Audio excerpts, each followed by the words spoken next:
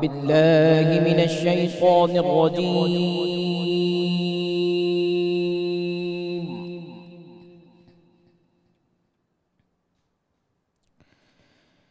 بسم الله الرحمن الرحيم.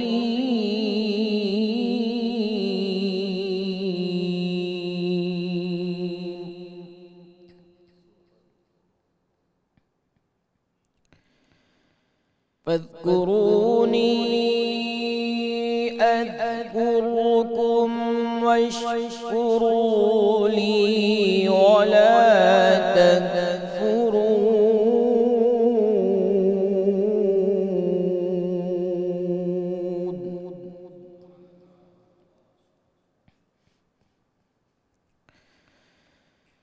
يا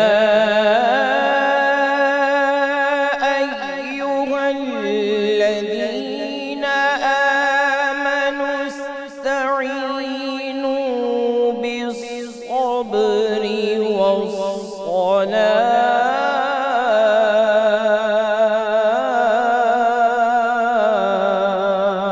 والصلاة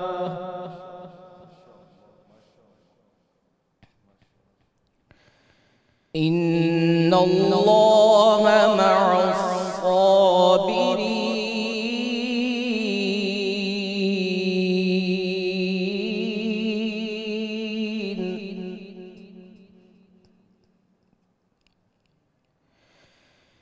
ولا تقولوا لمن يقتل في سبيل الله أموات بل أحياء ولكن لا تشعرون.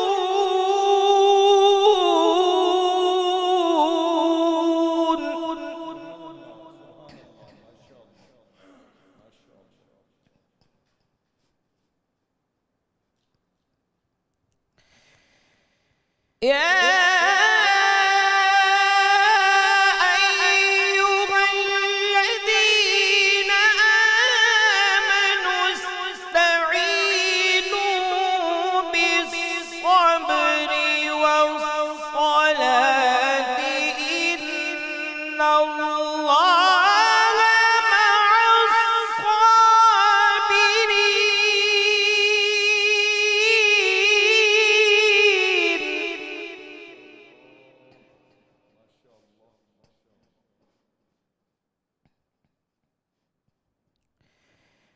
ولا تقولوا لمن يقتل في سبيل الله أموات بل أحياء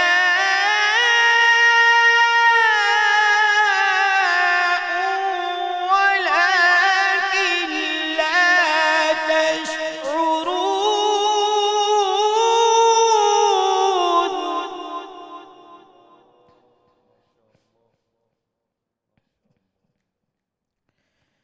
ولنبلونكم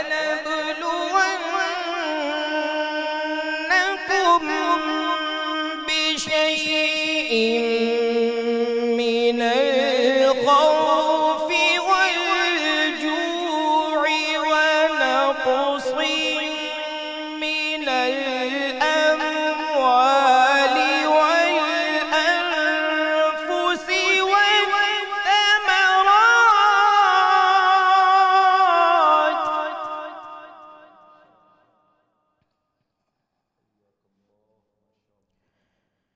وبشر الصابرين.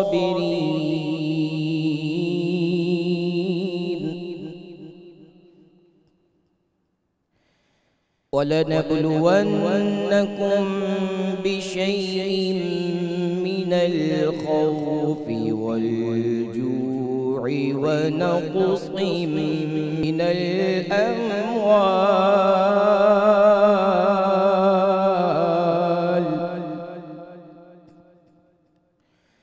ونقص من الأموال والأنفس والثمرات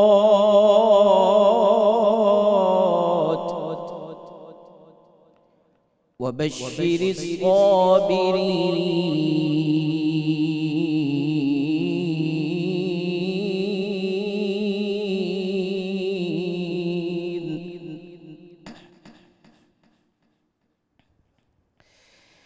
الذين إذا أصابتهم مصيبة قالوا إنا لله وإنا إليه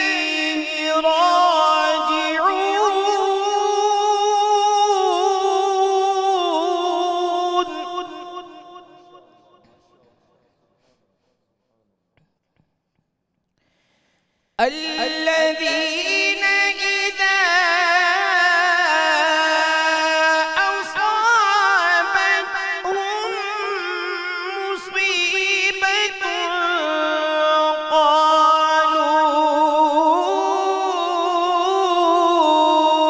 إنا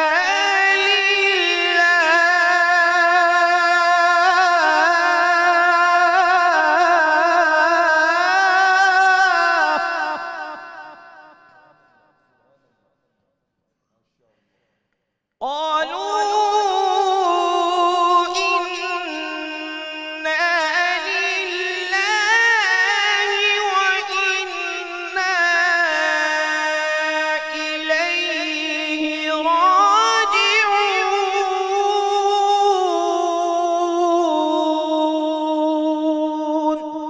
صدق الله العظيم سبحان اللہ ماشاءاللہ ماشاءاللہ، کیا کہنے۔ ملک کے معروف قاری جناب قاری محمد کامران قادری صاحب تلاوت کلام پاک سے ہمارے قلوب منور فرما رہے تھے۔ الحمدللہ رب العالمین والصلاة والسلام علی سید الانبیاء والمرسلین، اللہم صلی علی سیدنا و مولانا محمد وعلی آلہ واصحابہ وبارک وسلم وصلی علیہ۔ دنیا کے تمام دیکھنے والوں کو، تمام چاہنے والوں کو، تمام پیار کرنے والوں کو، اور جہاں جہاں تک اس وقت میری آواز کو سنا اور مجھے دیکھا جا رہا ہے، جنید اقبال کی جانب سے انتہائی محبت کے ساتھ السلام علیکم۔ ایک بار پھر ناظرین، آپ کو میں رحمت رمضان کی خصوصی براہ راست نشریات میں سحری کے اس حسین سے موقع پہ، ممکنہ آخری سحری کے موقع پہ، لیکن آخری تاکرات کے موقع پہ اور ممکنہ شب قدر کے موقع پہ میں دل کی گہرائیوں سے خوش آمدید کہتا ہوں۔ ناظرین کرام، آج 29ویں شب ہے اور ابتدا میں بس چند گزارشات میں آپ سے کرنا چاہتا ہوں۔ 21ویں شب ظاہر ہمارے درمیان سے جدا ہو کے جا چکی، 23ویں شب بھی جا چکی، 25ویں شب بھی جو ہے رحمتوں کو برساتی ہوئی ہمارے درمیان سے جدا ہو کر چلی گئی، 27ویں شب آئی، جنہوں نے مغفرت کے پروانے وصول کرنے تھے وہ جتے رہے اللہ کی بارگاہ میں اور مغفرت کی اور بخشش کے پروانے وصول کرتے رہے۔ اب یہ آخری رات ہے صاحب، آخری رات، اور یہ ممکنہ شب قدر بھی ہے۔ چاہے تو آرام کر کے گزار لیجئے، آپ کے نرم نرم بستر آپ کا انتظار کر رہے ہیں، اور ممکن ہے شیطان آپ کو آ کر آپ کے کان میں جو ہے وہ آپ کو کچھ جملے بھی ادا کرے، ٹھیک ہے آرام کر لو، بہت عبادت کر لی، پورا مہینہ محنت تو کر لی، کیا فرق پڑتا ہے، ہو سکتا ہے وہ آپ کو بہکائے، لیکن آپ نے اس کے بہکاوے میں آنا نہیں ہے، بس یہ خیال رکھنا ہے۔ وہ آئے گا آپ کے کان میں پھونک مارے گا، آپ کو کہے گا کہ ٹھیک ہے تھوڑی دیر سستا لو، آرام کر لو، بہت تم نے عبادت کر لی، بہت راضی کر لی اپنے رب کو، نہیں، بہکاوے میں نہیں آنا ہے ناظرین۔ آج کی رات ممکنہ شب قدر ہے، اور اگر واقعی یہ شب قدر ہے تو ذہن میں رکھیے گا کہ جبرائیل امی فرشتوں کی پوری جماعت کے ساتھ زمین پر اس وقت تشریف فرما ہیں، اور وہ جا رہے ہیں ہر اس گھر کے اندر اور ہر اس مسجد کے اندر اور ہر اس عبادت گاہ میں، ہر اس جگہ پہ، ہر اس مقام پہ جہاں پر اللہ اور اس کے رسول صلی اللہ علیہ وآلہ وسلم کا ذکر ہو رہا ہے، جہاں بندے اللہ کو راضی کرنے میں لگے ہوئے ہیں، تو آپ نے بھی اپنے آپ کو اس صف میں ضرور شامل رکھنا ہے۔ ناظرین کرام، سرور دو جہاں صلی اللہ علیہ وآلہ وسلم کو اللہ تبارک و تعالیٰ نے جو غلام، جو ساتھی اور صحابہ عطا کیے، ان جیسا نہ کوئی تھا، ان جیسا نہ کوئی ہو سکتا ہے، اور یقیناً ان جیسا کوئی ہو بھی نہیں سکتا۔ یعنی یہ وہ عظیم المرتبت ہستیاں ہیں کہ عشق کی پہلی خیرات مجھے کہنے دیجئے کہ انہی کے در سے بڑھتی ہے۔ آسمان کی بلندیاں جن کو جھک جھک کر سلام عقیدت پیش کرتی ہیں، اور زمین جن کے قدموں کو بوسے دے کر نازاں ہوتی ہے۔ یعنی وہ مقام، وہ بلندی، وہ رفت نبی کریم صلی اللہ علیہ وآلہ وسلم کے صحابہ کرام کے مقدر کا حصہ بنی، جس مقام، جس بلندی اور جس رفت پر دنیا کی ساری رفتیں رشک کیا کرتی ہیں، جن کے بخت ناظرین اتنے بلند ہوئے صاحب، اتنے بلند ہوئے کہ اللہ تبارک و تعالیٰ جن سے راضی ہوا اور وہ اللہ تبارک و تعالیٰ سے راضی ہوئے۔ انہی ستاروں میں، نبوی آسمان کے انہی حسین ترین تاروں میں شہید ابن شہید، جو عشق رسول و عشق اہل بیت کے نور سے مکمل طور پہ منور ہیں، جن کا گھرانہ تاریخ اسلام کے آسمان پر عظمتوں اور رفتوں کے نور سے چمکتا دمکتا گھرانہ نظر آتا ہے، جن کے والد بشیر بن سعد رضی اللہ تعالیٰ عنہ بیت عقبہ ثانیہ میں ان 75 نفوس قدسیہ میں شامل ہیں جنہوں نے اس عہد کے ساتھ سرور دو جہاں صلی اللہ علیہ وآلہ وسلم کے دست مبارک پر بیعت کی تھی کہ یا رسول اللہ صلی اللہ علیہ وآلہ وسلم، آپ مدینہ پاک میں قدم رنجہ فرمائیے، ہم آپ کی اپنی جانوں، اپنے مالوں، اپنی اولادوں کے ساتھ اعانت اور حفاظت کریں گے۔ جن کی والدہ صحابیہ تھی، جن کو دین کی محبت اور بارگاہ مصطفیٰ صلی اللہ علیہ وآلہ وسلم سے خاص قرب حاصل تھا، جن کو دنیا انتہائی ادب کے ساتھ حضرت نعمان بن بشیر رضی اللہ تعالیٰ عنہ کے نام سے یاد کرتی ہے۔ ناظرین کرام، حضرت نعمان بن بشیر رضی اللہ تعالیٰ عنہ وہ مبارک ہستی ہیں جو نہ صرف حب رسول و حب آل رسول صلی اللہ علیہ وآلہ وسلم کا ایک خوبصورت اور حسین شاہکار ہے، بلکہ سرور دو جہاں صلی اللہ علیہ وآلہ وسلم ان سے بہت لاڈ فرمایا کرتے تھے، اور ہجرت نبوی صلی اللہ علیہ وآلہ وسلم کے بعد وہ پہلے بچے ہیں جو ایک انصاری گھرانے کے اندر پیدا ہوئے، جن کو یہ ازلی اعزاز نصیب ہوا کہ جن کا بچپن، اب یہاں میں ذرا سا رک کے جملے کو میں نے پاز اس لیے دیا ہے کہ بات ذرا سا میں سمجھاؤں گا تو سمجھ آ جائے گی، بلا تمثیل، بلا تشبیہ عرض کر رہا ہوں اور کمپیریزن بنتا نہیں۔ دنیا کے بڑے سے بڑے شخص کو اٹھا لیجیے صاحب، جو زہد و تقویٰ میں انتہائی اعلیٰ ہو یا کسی منصب میں انتہائی اعلیٰ منصب پہ بیٹھا ہو، اس کی مثال لوگ دیتے ہیں صاحب اس شخص کا تو بچپن جو ہے وہ اس ہستی کے سامنے گزرا ہے، اس کے آنگن میں گزرا ہے۔ تو ذرا سوچیے ناظرین کہ جن کو یہ ازلی اعزاز نصیب ہوا کہ جن کا بچپن نگاہ مصطفیٰ صلی اللہ علیہ وآلہ وسلم سے روشن ہوا ہو، ان کا مقام اور مرتبہ کیا ہوگا، کہ جن کو بچپن ہی سے صحبت مصطفیٰ صلی اللہ علیہ وآلہ وسلم نصیب ہوئی، جن کو ابتدائی عمر میں ہی لمس مصطفیٰ صلی اللہ علیہ وآلہ وسلم نصیب ہوا۔ سیدنا نعمان بن بشیر رضی اللہ تعالیٰ عنہ اپنے والدین کو ناظرین بہت زیادہ پیارے تھے، والدین ان کا بے حد لاڈ کیا کرتے تھے، لہذا ان کی تربیت بھی ایک خاص انداز سے ان کے والدین نے کی تھی۔ آپ کے والد ماجد آپ کو اکثر اوقات نبی کریم صلی اللہ علیہ وآلہ وسلم کی بارگاہ میں لے کر حاضر ہوا کرتے تھے، اور رسول کریم صلی اللہ علیہ وآلہ وسلم کی صحبت اور تربیت میں رہ کر سیدنا نعمان بن بشیر رضی اللہ تعالیٰ عنہ نے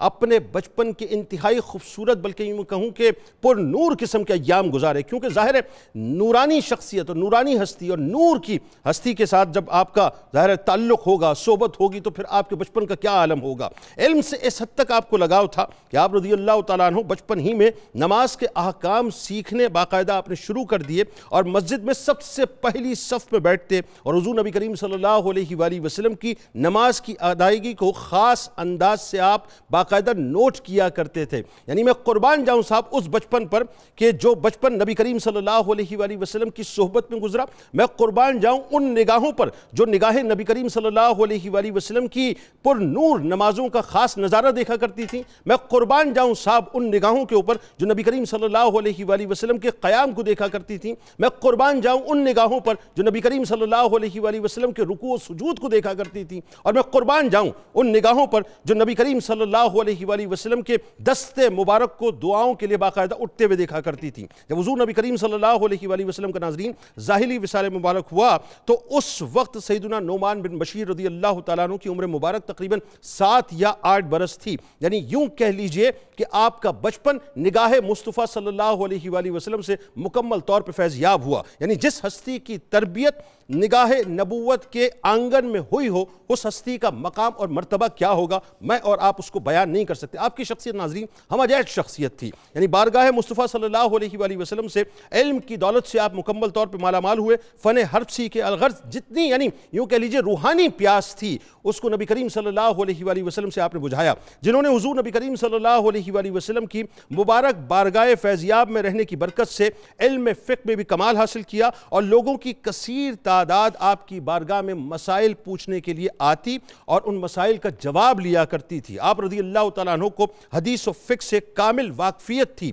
اور اگرچہ یہ بھی معاملہ رہا ناظرین کہ ملکی نظم و نسق اور امن کے قیام اور دیگر ذمہ داریوں کی مصروفیات کی وجہ سے آپ اس طرح سے علوم کی خدمت نہیں کر سکے جس طرح سے خدمت کرنے کا حق تھا، لیکن اس کے باوجود آپ کے دور میں دارالامارت فقہ و حدیث کا مخزن بنا اور ہزاروں مقدمات کے جو فیصلے ہوا کرتے تھے ناظرین وہ آپ کے سامنے جب پیش ہوتے تو آپ انہی علوم کی وساطت سے وہ فیصلے کیا کرتے تھے۔ حضرت نعمان بن بشیر رضی اللہ تعالیٰ عنہ اگرچہ عہد نبوت میں ناظرین صرف 8 ہی برس آپ پا سکے، تاہم بہت ساری حدیثیں آپ کو یاد بھی ہو گئی تھی، اور سیدنا اس کے بعد ناظرین حضرت عمر فاروق رضی اللہ تعالیٰ عنہ اور ام المومنین حضرت عائشہ صدیقہ سلام اللہ علیہ سے بھی آپ نے باقاعدہ فیض صحبت حاصل کی اور آپ ان سے مستفیض ہوئے، اور بلکہ میں آپ کو بتاؤں کہ حضرت عبداللہ ابن رواحہ رضی اللہ تعالیٰ عنہ جو آپ کے ماموں تھے ان سے بھی آپ نے علم حدیث کو باقاعدہ حاصل کیا۔ عالم یہ تھا ناظرین کہ جب آپ ممبر پر تشریف فرما ہوتے تو آپ اپنے خطاب کے دوران علم فقہ کو لوگوں کے سامنے رکھتے تاکہ فقہی مسائل بھی لوگوں کو باقاعدہ سمجھائے جائیں۔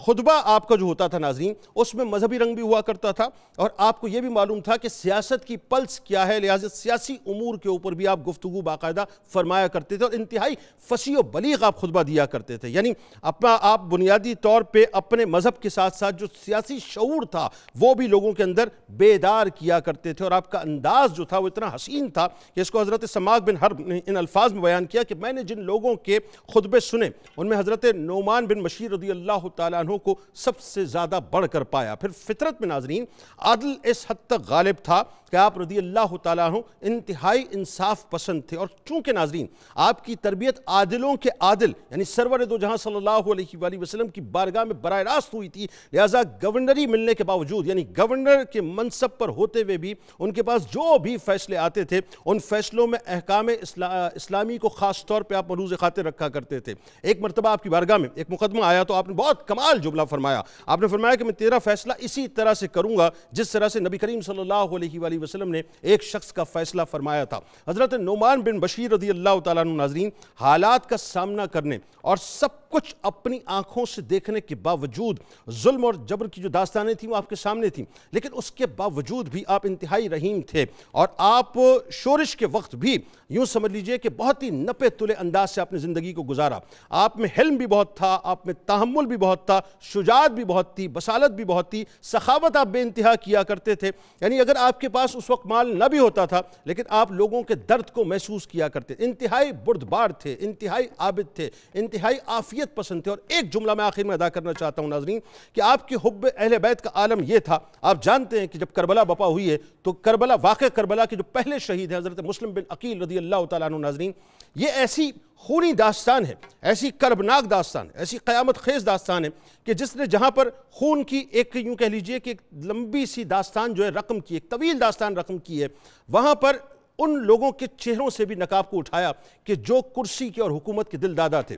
حضرت نعمان بن بشیر رضی اللہ تعالیٰ عنہ وہ ہستی ہیں کہ جنہوں نے حب اہل بیت میں حضرت مسلم بن عقیل رضی اللہ تعالیٰ عنہ کی محبت میں کسی بھی طور سے گستاخی اہل بیت کو اپنے سر پر جو نہ رکھا، بلکہ حب اہل بیت میں آپ نے گورنری کو ٹھوکر مارنے کے بعد یہ بتایا کہ یہ جو اہل بیت کی غلامی ہے دراصل یہی اصل میں آقائی ہے، اور جس کو یہ آقائی مل جاتی ہے پھر دنیا میں اسے کچھ اور نہیں چاہیے ہوتا۔ آغاز کرتے ہیں صاحب، ہمارے ساتھ جو شخصیات موجود ہیں یقیناً کسی تعارف کے محتاج نہیں۔ پہلی شخصیت میرے بائیں جانب آپ کے ہمارے ہم سب کے انتہائی قابل احترام ممتاز عالم دین ہمارے بزرگ ہیں محترم جناب پروفیسر محمد سعید احمد خان صاحب تشریف فرمائیں۔ دوسری شخصیت آپ کے ہمارے ہم سب کے انتہائی قابل احترام ممتاز عالم دین پروفیسر محمد اعظم نوری صاحب تشریف فرمائیں۔ تیسری شخصیت ممتاز اسکالر ہمارے بزرگ جناب ڈاکٹر شبیر احمد جامی صاحب تشریف فرما ہیں، اور میرے دائیں جانب پرنس آف قوالی صدارتی ایوارڈ یافتہ اپنے ساتھیوں کے ساتھ موجود جناب شیر میاداد خان صاحب۔ تمام احباب کو خوش آمدید اور السلام علیکم۔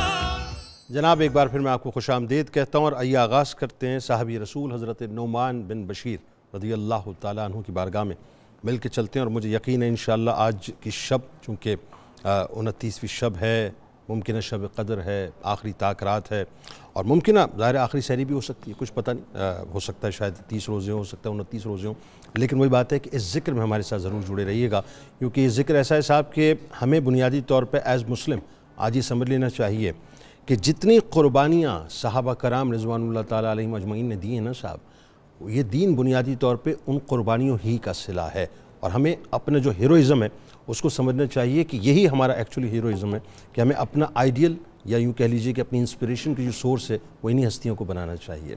آغاز کرتے ہیں پروفیسر صاحب، سب سے پہلے یہ بتائیے حضرت نعمان بن بشیر رضی اللہ تعالیٰ عنہ، آپ کے قبیلے کا میرا خیال ہے سب سے پہلے تعارف کرائیے، پھر آپ کے والد گرامی حضرت بشیر بن سعد رضی اللہ تعالیٰ عنہ، کیا کمال ہستی صاحب، اور ابتدائی ساتھیوں میں سے سرکار مدینہ صلی اللہ علیہ وآلہ وسلم کے کہ جنہوں نے وہاں بیعت عقبہ ثانیہ کے موقع پہ جو کمٹمنٹ کی تھی، اس کمٹمنٹ کو اپنے مبارک خون سے پھر باقاعدہ جو ہے وہ اپنا پورا کر کے بھی دکھایا، آپ کی والدہ محترمہ، پھر آپ کے ماموں حضرت عبداللہ ابن رواحہ رضی اللہ تعالیٰ، یعنی شاعر رسول صلی اللہ علیہ وسلم، اور کیا کمال مطلب جو ہے وہ آپ گفتگو فرمائیں، یعنی کیسے آپ ڈیفنس کیا کرتے تھے سرکار کو، بتائیے ذرا۔ بسم اللہ الرحمن الرحیم، اللہم صلی علی محمد وعلی آل محمد وبارک وسلم۔ بہت شکریہ محترم جنید اقبال صاحب، بابرکت رات کی سعادتیں رحمتیں اس خاص ماحول میں دو چند ہو چکی ہیں، خوب ایک لذت آفرین آپ نے ماحول پیدا کر دیا ہے، جزاک اللہ جزاک اللہ۔ اور اس لذت آفرین ماحول میں سیدنا حضرت نعمان بن بشیر، ان کے والد سیدنا حضرت بشیر بن سعد، ان کی والدہ حضرت عمرہ بن رواحہ، ان کے ماموں حضرت عبداللہ بن رواحہ، عشاقان مصطفیٰ، شمع رسالت کے پروانوں کا ایک خوبصورت انتہائی حسین دستہ، واہ واہ واہ، ایسا گلدستہ کہ جو بھی توجہ کے ساتھ ان کی باتوں کو کانوں کے ذریعے دل میں اتارے گا، ایمان کی دو چند لذتیں زندگی بھر محسوس کرتا ہے۔ آپ کی باتیں تو دل کی سماعتوں سے دل میں اتاریں گے، کانوں کی ضرورت ہی نہیں پڑے گی، آپ شروع کیجئے۔ سیدنا حضرت نعمان بن بشیر رضی اللہ تعالی عنہ، یہ آپ نے بتا دیا کہ رسول اکرم رحمت عالم صلی اللہ علیہ وسلم جب ہجرت فرما کر تشریف لائے اور السابقون الاولون کے الانصار جو ہیں ان کا قبیلہ بنو خزرج، اس کو جو سعادتیں ملی ہیں، ان سعادتوں میں ایک اضافہ یہ ہے کہ ہجرت کے بعد سب سے پہلے انصار میں پیدا ہونے والے حضرت نعمان بن بشیر ہیں رضی اللہ اکبر، اور ان کے بعد چند ماہ بعد عبداللہ بن زبیر مہاجرین میں اللہ کیا بات۔ اب سیدنا حضرت نعمان بن بشیر رضی اللہ عنہ کو جتنا موقع رسول رحمت صلی اللہ علیہ وسلم کی بارگاہ میں ملا، انہوں نے اس کم سنی کے باوجود جس شعور کے ساتھ، جس توجہ اور محنت کے ساتھ اسے اپنے قلب و دماغ میں سمویا، اس کا نتیجہ یہ ہے کہ آج ان کی زبان اقدس سے نکلی ہوئی حضور سید عالم صلی اللہ علیہ وسلم کی باتیں انسانی زندگی میں انقلاب آفرین حیثیت رکھتی۔ اللہ اکبر۔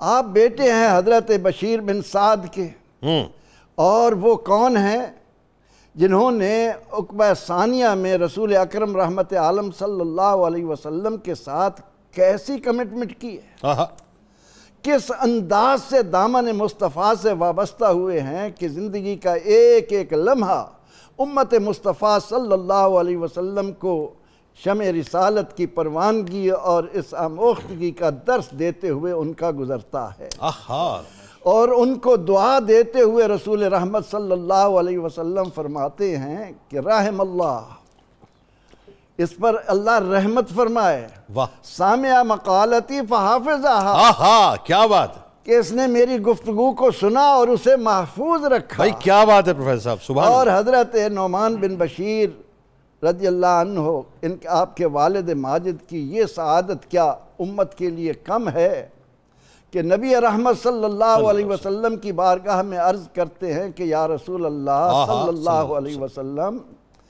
ہم نے نماز میں آپ پر سلام بھیجنا تو سیکھ لیا. آئے ہائے سبحان اللہ. السلام علیکہ ایھا النبی ورحمۃ اللہ وبرکاتہ. کیا کہنے کیا کہنے. ہمیں صلاۃ بھی سکھا دیجیے. کیا کہنے. حضور سید عالم صلی اللہ علیہ وسلم نے ان کے اس مطالبے پر امت کو درود ابراہیمی عطا کر دیا. یعنی یہ درود ابراہیمی حضرت نعمان بن بشیر رضی اللہ تعالیٰ عنہ کے والد گرامی حضرت بشیر بن سعد کا صدقہ. بھائی سبحان اللہ. کیا کہنے بھائی کیا کہنے. واہ واہ. اب ان نعمان کا ہے. واہ واہ. صدقہ نعمان کا ہے. نعمان کی تو ہم ساتھ رکھیں گے. واہ واہ. نعمان بھی ہمارے لیے بڑی برکتوں والے. یعنی یوں کہیے کہ نعمان کے والد نے بشیر سے یہ بشارت ہمارے لیے نعمان سے نعمت. اور پھر جو درود پاک محدثین نے ان کے اس التجا پر رسول اکرم رحمت عالم صلی اللہ علیہ وسلم کی زبان اقدس سے امت کو ملا، اس میں الفاظ یہ ہیں: اللہم صلی علی محمد وعلی اصحابہ وازواجہ وذریاتہ کما صلیت علی ابراہیم وعلی آل ابراہیم انکا حمید اب ان سے بہتر کون جانتا ہے کہ درود کس کس پہ بھیجنا ہے؟ سبحان اللہ. ان سے بہتر کون جانتا ہے؟ بتائیے جی. بے شک. تو ایک تو یہ ہے یعنی نعمان کے صدقے میں ہمیں ان کے والد ماجد کا اور ان کی والدہ محترمہ کی طرف آئیں. ان کی حالت یہ ہے کہ جب بھی شوہر کوئی بات کہتے ہیں، کوئی فیصلہ کرتے ہیں، تو وہ عرض کرتی ہیں کہ اے نعمان کے والد، میں اس بات کو اس وقت مانوں گی کہ رسول اللہ سے بھی مہر لگوائیں. آئے ہائے ہائے ہائے. کیا انداز ہے. عبداللہ بن رواحہ کا کیا کہنا، اللہ، جن کے اشعار آقا نامدار صلی اللہ علیہ وسلم مسجد کی تعمیر کے وقت گنگنائے. اللہ اکبر. جن کے اشعار کو آقا علیہ السلام غزوہ خندق کے موقع پر اللہ اکبر. اور میں ایک آدھ بات مجھے اجازت دیں کہ جب بھی غزوے میں جاتے تھے تو اس وقت ان کا ایک شعر ہوتا تھا، فرماتے تھے کہ خلو بن الکفار عن سبیلے، او کافرو میرے آقا کے راستے سے ہٹ جاؤ.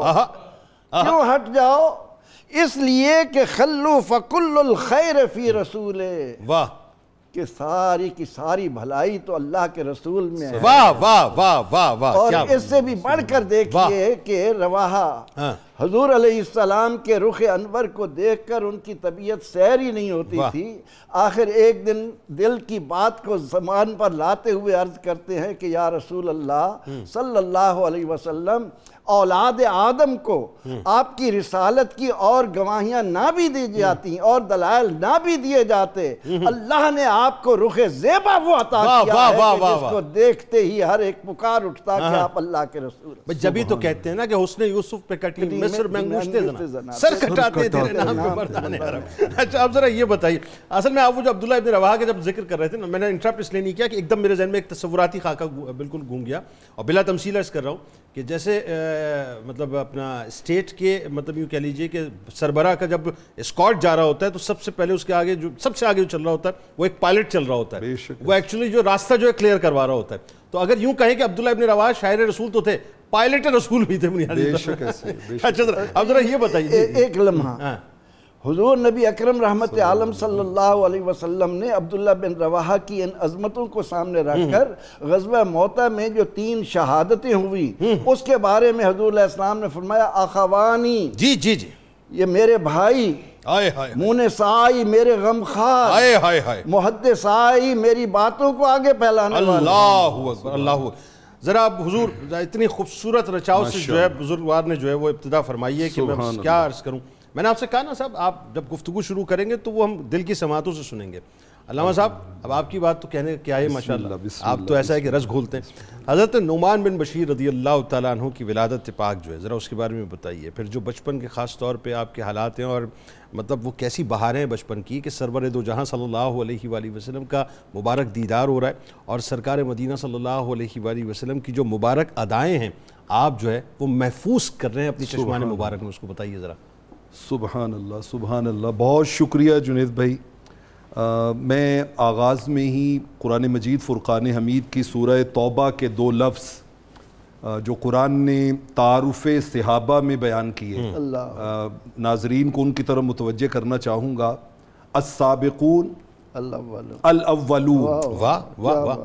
کہ یہ جو دنیا میں ریس لگی ہوئی ہے نا، اس ریس میں سبقت کی اور اول ہونے کی، سبقت اور اول ہونے کی، کیا بات ہے بھائی، واہ واہ. اگر دنیا میں جو بھی گروپ آف پیپل چاہے گا کہ میں اس سبقت میں اول ہو جاؤں، اس کے لیے رول ماڈل یہی صحابہ کرام. واہ، اور یہ اصل ہے، یہ اصل ہے، ان کی اصل سبقت ان ہے. کو فالو کیے بغیر نہ کوئی سبقت پا سکتا ہے نہ کوئی اول ہو سکتا. واہ، لہٰذا ان کو یہ تذکار اس لیے ہوتے ہیں کہ ان کی زندگیوں کو سٹڈی کیا جائے اور پھر ان کے بتائے ہوئے راستے کو ایڈاپٹ کیا جائے. اور بائی اینڈ لارج انہی کی سبقت اصل سبقت ہے، بے شک اور انہی کی اولیت اصل اولیت ہے. دیکھنا اس سے بڑی اصل اولیت کیا ہے کہ رب کہے رضی اللہ عنہ، بھائی کیا یہ مجھ سے راضی ہیں، میں ان سے راضی واہ ہوں. واہ واہ، سبحان اللہ. اچھا، ان تمہیدی کلمات کے بعد علامہ اقبال علیہ الرحمہ نے کہا تھا کہ یہ جماعت صحابہ ٹل نہ سکتے تھے اگر جنگ میں اڑ جاتے تھے، پاؤں شیروں کے بھی میدان سے اکھڑ جاتے تھے، تجھ سے سرکش ہوا کوئی تو بگڑ جاتے تھے، توپ کیا چیز ہے ہم تیغ سے لڑ جاتے تھے، نقش توحید کا ہر دل پہ بٹھایا ہم نے، زیر خنجر بھی یہ پیغام سنایا ہم نے. یہ سبقت پانے والے اولین وہ تھے جنہوں نے زیر خنجر بھی یہی پیغام سنایا. واہ واہ واہ. اچھا، آپ نے ولادت کی بات کی تو اس میں تو اتنی ساری جہتیں ہیں کہ ایک سے ایک بڑھ کے ہے. جب آپ کا تولد ہوا ہے تو قربان ان لوگوں کے نصیب پر کہ آج کے دور میں کوئی پیدا ہو تو مائیں باپ کے پاس، دادا کے پاس، ماموں کے پاس، چچا کے پاس کہ اس کے کان میں آذان کہہ دیں، اس کو گھٹی دے دیں، اس کے لیے دعا کر دیں. کیا نصیبہ تھا سیدنا نعمان بن بشیر کا. پیدا ہوئے تو والدہ ماجدہ نے لیا اور رحمت کونین کے پاس بات ہی ختم ہو گئی، رحمت کونین کی بارگاہ میں آ گئی، مقبولیت کی بات ہی ختم ہو گئی. اور آ کر عرض کرتی ہیں یا رسول اللہ صلی اللہ علیہ وسلم، گھٹی اس کو آپ نے دینی ہے، گھٹی آپ نے دینی ہے. کیا بات. رحمت کونین صلی اللہ علیہ وسلم نے کھجور منگوائی اور کھجور منگا کے اپنے مبارک دہن میں ڈالی، اس کو چھوٹے سے ریشے کو باریک کیا چبا کے. اب اس میں لعاب دہن مصطفیٰ صلی اللہ علیہ وسلم، وہ جس میں علوم کے سمندر اور کلزم پنہا ہوتے تھے، وہ اس میں شامل ہوا. اچھا، آقا علیہ الصلوۃ والسلام نے وہ جب ان کے منہ میں اپنی مبارک انگشت مبارک، کون سی انگشت مبارک جس کا اشارہ ہو تو چاند کے اپنے کلیجے کو چیر دے، چاند کے دو ٹکڑے ہو جائے، چیر کے رکھ دے. اس انگشت مبارک سے جب وہ ڈالا نا تو عربی میں ایک لفظ ہے تلمز، تے لام میم زوئے، تلمز. اچھا ٹھیک. اچھا، تلمز کہتے ہیں ایک ہوتا ہے ویسے کھانا اور ایک ہوتا ہے مزے لے لے کے کھانا. اچھا، مزے لے لے کے کھانا، چٹخارے لے لے کے کھانا. یعنی وہ جو ہونٹوں کے ملنے کی آواز آتی ہے نا، بندہ انجوائے کر کے کھاتا ہے. حضرت امرہ بنت رواحہ رضی اللہ تعالیٰ عنہ کہتی ہیں میرے بیٹے نے وہ کھجور چٹخارے لے کے، مزے لے کے، اس کو انجوائے کرتے ہوئے چوسنا شروع کیا. واہ، جتنے مزے سے آپ بیان کر رہے ہیں میں یقین مانے، میں دعوے سے کہہ سکتا ہوں اتنے ہی مزے سے لوگ سن بھی رہے ہوں گے. میں کہتا ہوں آپ یقین جانیے بھائی، اس لفظ میں اتنی چاشنی ہے، اتنی چاشنی ہے. کہتے جب وہ لیا نا تو آقا علیہ الصلوۃ والسلام نے جب دیکھا تو آپ نے فرمایا امرہ تمہارا بیٹا کھجور کو جس طرح مزے لے لے کے چوس رہا ہے اور کھا رہا ہے، یہ انصار حبھا تمر، اللہ نے انصار کی سرشت میں ہی کھجور کی محبت ڈال دی. کھجور اور انصار مدینہ لازم و ملزوم ہو گئے. اچھا، ماں نے عرض کی کہ دریائے رحمت جوش پہ ہے، عرض کرتی ہیں یا رسول اللہ صلی اللہ علیہ وسلم میرے بیٹے کو دعا بھی دے دیجئے، اس کے لیے دعا کیجئے اللہ اس کو مال زیادہ دے، اللہ اس کو اولاد زیادہ دے. آقا علیہ الصلوۃ والسلام نے دعا نہیں مانگی. میرے کریم آقا کی بارگاہ کا یہ ضابطہ تھا، کبھی آنے والے کی درخواست پہ دعا کے لیے ہاتھ اٹھاتے اور کبھی دریائے رحمت جوش پہ ہوتا نا تو دعا کو پینڈنگ کر کے براہ راست عطا فرما دیتے. اللہ اکبر. براہ راست عطا فرما دیتے. ماں کہہ رہی ہے دعا مانگے اور آقا دعا نہیں مانگی. آپ نے فرمایا امرا اما تردینا این یعیش کما عاش خالہ، کیا تو اس بات پہ راضی نہیں ہے کہ اس کو اللہ ویسی زندگی دے جیسے اس کی ماموں کو عطا کی، کیا عبداللہ بن رواحہ کو عطا کی. اللہ اللہ اللہ اللہ. انہوں نے کہا حضور وہ کیا؟ فرمایا یعیش حمیدن جب تک زندہ رہے گا لوگ اس کی عظمت کے ترانے گائیں گے. یعنی شہادت کی بھی آپ نے خبر دے دی. یقتل شہیدا. سبحان اللہ. اور جب اسے موت آئے گی تو مرتبہ شہادت پہ فائز ہوگا. اللہ اکبر. اور اگلی بات دیکھیے وَيَدْخُلُ الْجَنَّةَ. اور قیامت والے دن یہ کہیں اور نہیں جائے گا, جنت میں جائے گا. اللہ اکبر. جنت میں جائے گا. اللہ. اور فرمایا جہاں تک تمہاری دعا کی بات ہے ہوا فی ساعتن, یہ ہمیشہ کشادگیوں میں رہے گا, ہمیشہ خوشیوں میں رہے گا. یہ دعائیں لے کر حضرت نعمان بن بشیر رضی اللہ تعالیٰ عنہ کے سفر کا آغاز ہوا ہے. اور عمر مبارک 5-6 سال ہے. آقا علیہ السلام نے پیار سے بلایا. طائف سے انگور آئے تھے فریش, آپ نے 2 گچھے دیے, کہا بیٹا ایک تمہارا ہے ایک تمہاری ماما کا ہے. لے کے گھر چلے گئے. راستے میں بچے ہوتے ہیں نا, اشتہا بڑا تو ماما کا حصہ بھی کھا لیا. ماما کا حصہ بھی کھا لیا. چند راتیں دن گزرے تو آقا علیہ السلام سے پھر ملاقات ہوئی. آقا نے فرمایا وہ انگوروں کا گچھا ماما کو پہنچا دیا تھا. کہ حضور وہ مجھے سوادی بڑا لگیا سی, میں آپ پہ ہی کھا لیا, میں نے خود ہی کھا لیا جی وہ میں نے. آقا علیہ السلام, میں جو جملہ کہنا چاہتا ہوں, خدا کی قسم میری آل اولاد کا ایک ایک بچہ اس منظر پہ قربان جائے. آقا نے حضرت نعمان بن بشیر کے کان کو پکڑا اور محبت سے یوں مروڑ کے کہا یا غدیر او بے وفا, حصہ تیری ماں کا تھا تو کھا گیا ہے. تو حضرت نعمان بن بشیر ساری زندگی کہتے تھے جو لذت یا غدیر میں آئی تھی نا وہ کسی اور شے میں نہیں. مطلب کمال یہ ہے کہ آپ یہ دیکھیں وہی جو بات ہے کہ سرکار مدینہ صلی اللہ علیہ وآلہ وسلم جس ہستی سے لاڈ فرمائے, کیا بات ہے, تو کیا میں کہنے میں حق بجانب ہوں کہ یہ پوری کائنات پھر اس سے لاڈ کرے. بے شک ایسے, پوری کیونکہ جہاں امام الانبیاء کا رخ انور مڑ جائے, ذرا سوچئے وہاں جبرائیل امین بھی مڑ جایا کرتے, تو جبرائیل امین مڑتے تو تمام فرشتے مڑ جایا کرتے, پھر کائنات میں کون رہ گیا جو اسے لاڈ نہ کرے. اب ذرا یہ بتائیے, حضرت نعمان بن بشیر رضی اللہ, ابھی بچپن ہی کا واقعہ ہے ظاہر ہے, اور بڑا ایک کمال واقعہ. اس واقعے سے یہ جو وراثت کا مسئلہ ہے وہ بھی بڑا کیٹیگوریکل حل ہوا ہے. یعنی ان کے والد کی طرف سے جو املاک میں خاص حصہ آپ کو ظاہر ہے چونکہ وہ لاڈ بہت کرتے تھے وہ دیا گیا. اور پھر وہی بات ہے کہ والدہ نے خاص جو ہے وہ اپنا تنبیہ فرمائی تھی کہ سرکار علیہ السلام کی بارگاہ میں جا کے آپ نے ضرور بتلانا ہے. تو سرکار کی بارگاہ میں آئے, اور پھر وہ جو ایک اولادوں میں برابری کے حوالے سے امت کے لیے جو ایک اصلاح کا پہلو نکلا, وہ کیا واقعہ ہوا تھا ذرا بتائیے. بسم اللہ الرحمن الرحیم. حسن انتخاب کی اور اجتباء کی بڑی خوبصورت صورتیں ڈسکس ہو رہی ہیں. تو لگتا یہ ہے کہ جن خاندانوں کو حضور نبی اکرم صلی اللہ علیہ وسلم نے پیار دیا تو اس پیار کے پیش نظر یہ بات بھی تھی کہ ان خاندانوں نے آپ کی لاج بھی بڑی رکھنی ہے, بے شک, اور انہوں نے ہنگامی جگہوں پر بھی وہ کردار ادا کر کے دکھانا ہے جو ان کا حصہ بنتا ہے. تو یہ دیکھیں حضور نبی اکرم صلی اللہ علیہ وسلم کی دعاؤں کا اثر دیکھیں کہ نعمان بن بشیر 7 سال کے ہیں اور ہر وقت حضور نبی اکرم صلی اللہ علیہ وسلم کے گرد طواف کرتے نظر آتے ہیں, مسجد میں بھی, گھر میں بھی, سفر میں بھی. اس کیفیت کو ذرا آپ محسوس تو کر کے دیکھیں کہ یہ 7 سال کا بچہ جس سنجیدگی کے ساتھ حضور کے فرامین سنتا ہے اور آپ کے خطاب کی جگہ پر گنبد کے وہ جو منبر تھا اس کے بالکل قریب قدموں میں جا کر بیٹھتا ہے, اور آپ کا چہرہ تکتا رہتا ہے, آپ کی لب مبارک دیکھتا ہے اور آپ کی باتیں یاد کرتا ہے, اور بعد میں خوش ہو کر سناتا بھی ہے. سبحان اللہ. اب اسے اندازہ لگے جس بچے کا یہ پیٹرن ہوگا اس کی والدہ کتنی خوش ہوتی ہے. بھائی اتنا خوش وقت بچہ, بھائی جب بھی پتہ کریں جی وہ نعمان بن بشیر کہاں ہیں تو سارے کہیں کہ حضور کے پاس ہیں. تو یہ والدہ کو آپ کی ادا اتنی پسند ہے تو آپ نے اپنے خامد کو کہا کہ اپنی جائیداد کا خاص حصہ اس بچے کو تو لازمی دینا چاہیے, چونکہ ہم سارے عاشق رسول ہیں لیکن یہ بچپن کا عاشق ہم سب سے ہی نمبر لے گیا ہے. تو لگتا یہ ہے کہ عشق رسول کی وہ وافر کیفیت ان کو مجبور کر رہی تھی کہ اس کو اسپیشل حصہ دیں. ٹھیک ہے. تو انہوں نے, ان کی والدہ نے بھی کہا ٹھیک ہے. والد اور والدہ کا اب طرز دیکھیں اور صحابہ کا مشرب دیکھیں.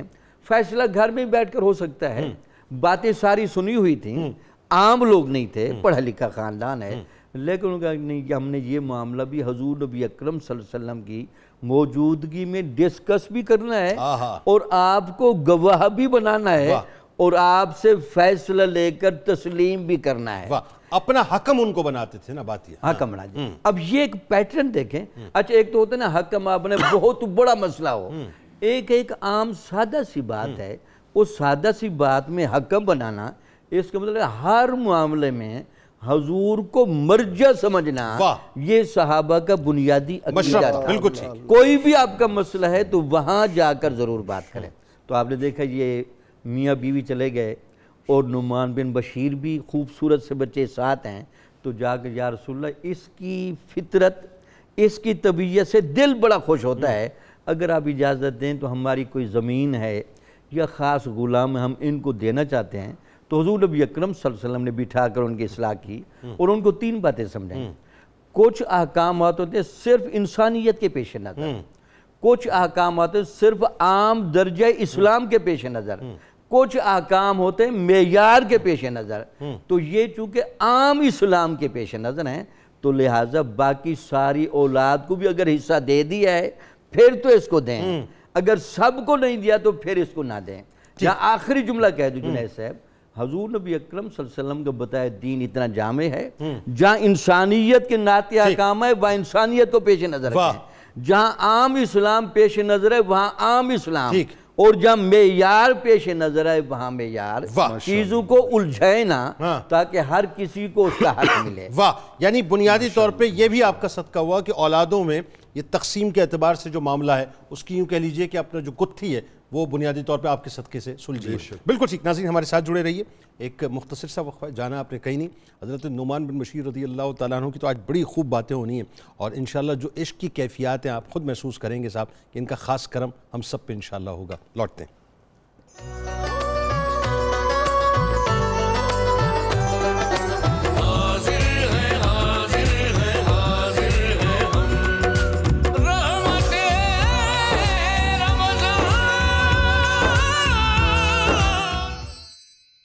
وہ ہے نا کہ گیسوئے مشکی کے خوابوں پر ختن صدقے کروں، گیسوئے مشکی کے خوابوں پر ختن صدقے کروں، سرخی لب کے تصور میں یمن صدقے کروں، اور دھیان میں آئے جو دندان مبارک کی چمک، آفتاب عمر کی ایک ایک کرن صدقے کروں، اور سایہ سرکار پہ دنیا کا ہر سایہ ہو نثار، سایہ سرکار پہ دنیا کا ہر سایہ ہو نثار، قامت اتھر پہ ہر سر و سمن صدقے کروں، اور اپنے آقا کا تبسم یاد ہے آج سے مجھے، ہائے ہائے ہائے، اپنے آقا کا تبسم یاد ہے آج سے مجھے، کیوں نہ ہر خار زمانہ پر چمن صدقے کروں. پروفیسر صاحب، میں ظاہر ہے آپ کی کیفیت کو اس وقت محسوس کر سکتا ہوں اور تمام دیکھنے والے ناظرین بھی محسوس کر رہے ہیں، لیکن وہی بات ہے کہ یہ بھی بہت نصیبوں کی بات ہے، اور یہ نصیبہ کی بات ہے اور نصیب والوں کی بات ہے کہ سرکار کا ذکر آ جائے اور آنسو جو ہیں وہ آنکھوں سے چھلکنا شروع ہو جائے. یہ نصیبوں کی بات ہے، یہ نصیبوں کی بات ہے کہ سرکار کی یاد آ جائے اور دل مچل جائے، اور یہ نصیبوں کی بات ہے کہ سرکار کا تذکرہ آ جائے اور آنکھیں جو ہیں ان کی یاد سے غسل کرنے لگ جائیں. یہ یقین نصیبوں کی بات ہے. تو آئیے ذرا سرکار کے اسی غلام کی بارگاہ میں ہمیں ایک بار پھر اپنے سوز کی کیفیات کے ساتھ لے چلیں، اور حضرت نعمان بن بشیر رضی اللہ تعالیٰ عنہ کا ذکر پاک ہے جن سے سرکار بہت پیار کرتے تھے، اور انہی کے پیار کی وجہ سے ظاہر ہے اس کائنات میں سارا پیار ہے. ان کی مرویات پہ ذرا گفتگو فرمائیں.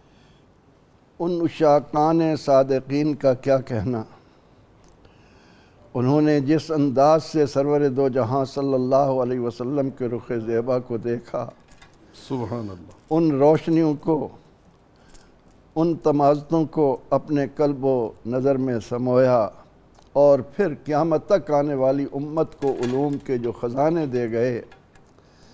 اگر آپ اس وقت اجازت دیں تو میں صرف 2 مرویات، حضور آپ کی سواب دی، 124 کے قریب مرویات ہیں، جیسا آپ کا من کرے، کیونکہ آج آپ کا من جو ہے وہ گنبد خضرا کی مکی کی بارگاہ میں گیا ہوا ہے، آپ اس پہ گفتگو کریں. آقا علیہ السلام کا ارشاد ملت اسلامیہ کی نجات کے سارے سامان اپنے اندر رکھتا ہے.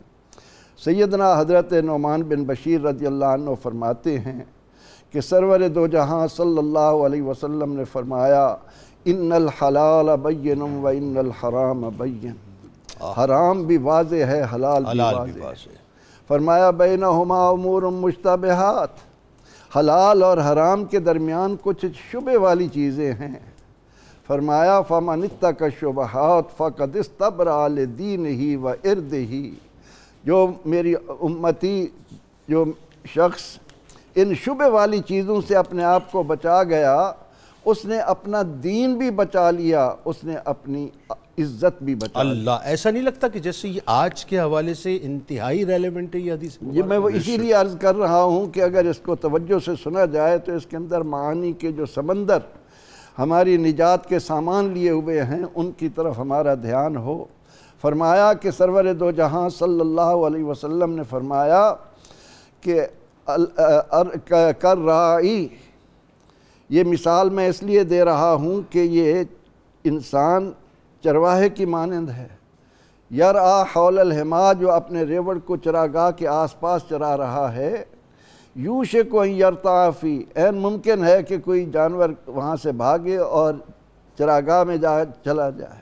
شبہ سے بچنے والے، من واقع فی الشبہات واقع فی الحرام، فرمایا کہ جو شبہ والی چیزوں میں پڑ گیا وہ حرام میں بھی پڑ گیا۔ پھر آپ صلی اللہ علیہ وسلم نے یہ مثال دی اور اس کے بعد آپ نے فرمایا الا وان لکل مالک حما، یاد رکھو ہر بادشاہ کی ایک چراگاہ ہوا کرتی ہے، وحم اللہ الا وان حم اللہ محارمہ، اور اللہ کی چراگاہیں اس کی حرام کردہ چیزیں ہیں، ان سے اپنے آپ کو دور رکھو۔ پھر آقا علیہ السلام نے اپنے اس ارشاد میں اس سے بچنے کا بہترین نسخہ بھی اپنی امت کو عطا فرما دیا کہ فرمایا الا وان فی الجسد مضغہ، سبحان اللہ، یاد رکھو اس مشینری میں ایک پرزہ ہے، ایک گوشت کا لوتھڑا ہے، اذا صلحت صلح الجسد کلو، وہ ٹھیک ہو گیا پوری مشینری ٹھیک، پورا جسم ٹھیک، آنکھ بھی ٹھیک، ناک بھی ٹھیک، کان بھی ٹھیک، زبان بھی ٹھیک، ہاتھ بھی ٹھیک، پاؤں بھی ٹھیک۔ سبحان اللہ۔ وَإِن فَسَدَتْ، اور اگر اس میں خرابی آ گئی، وہ بگڑ گیا تو فَسَدَ الْجَسَدُ كُلُّ، پھر پورا جسم بگڑ جائے گا۔ الا وَهِيَ الْقَلْبُ، یاد رکھو کہ وہ دل ہے۔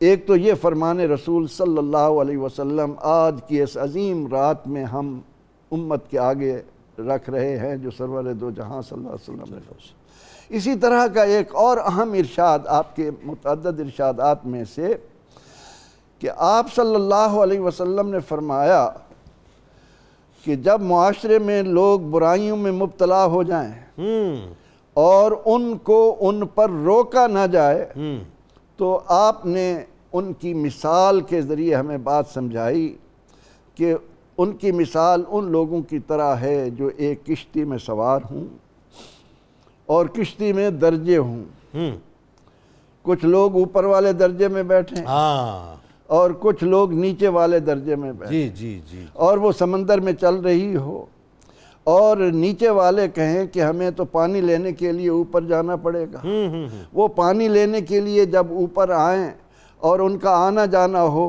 تو اوپر والے کہیں کہ یہ کیا انہوں نے ہمیں ڈسٹرب کر رکھا ہے۔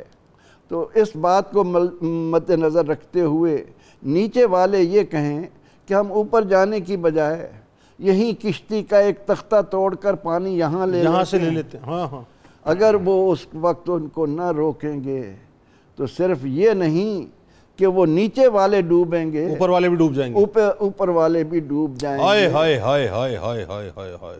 نعمان بن بشیر رضی اللہ عنہ کی مرویات میں یہ صرف میں نے ایک دو نمونے، یہ تو آپ نے سمجھ لیں پوری ملک کی کہانی بتلا دی۔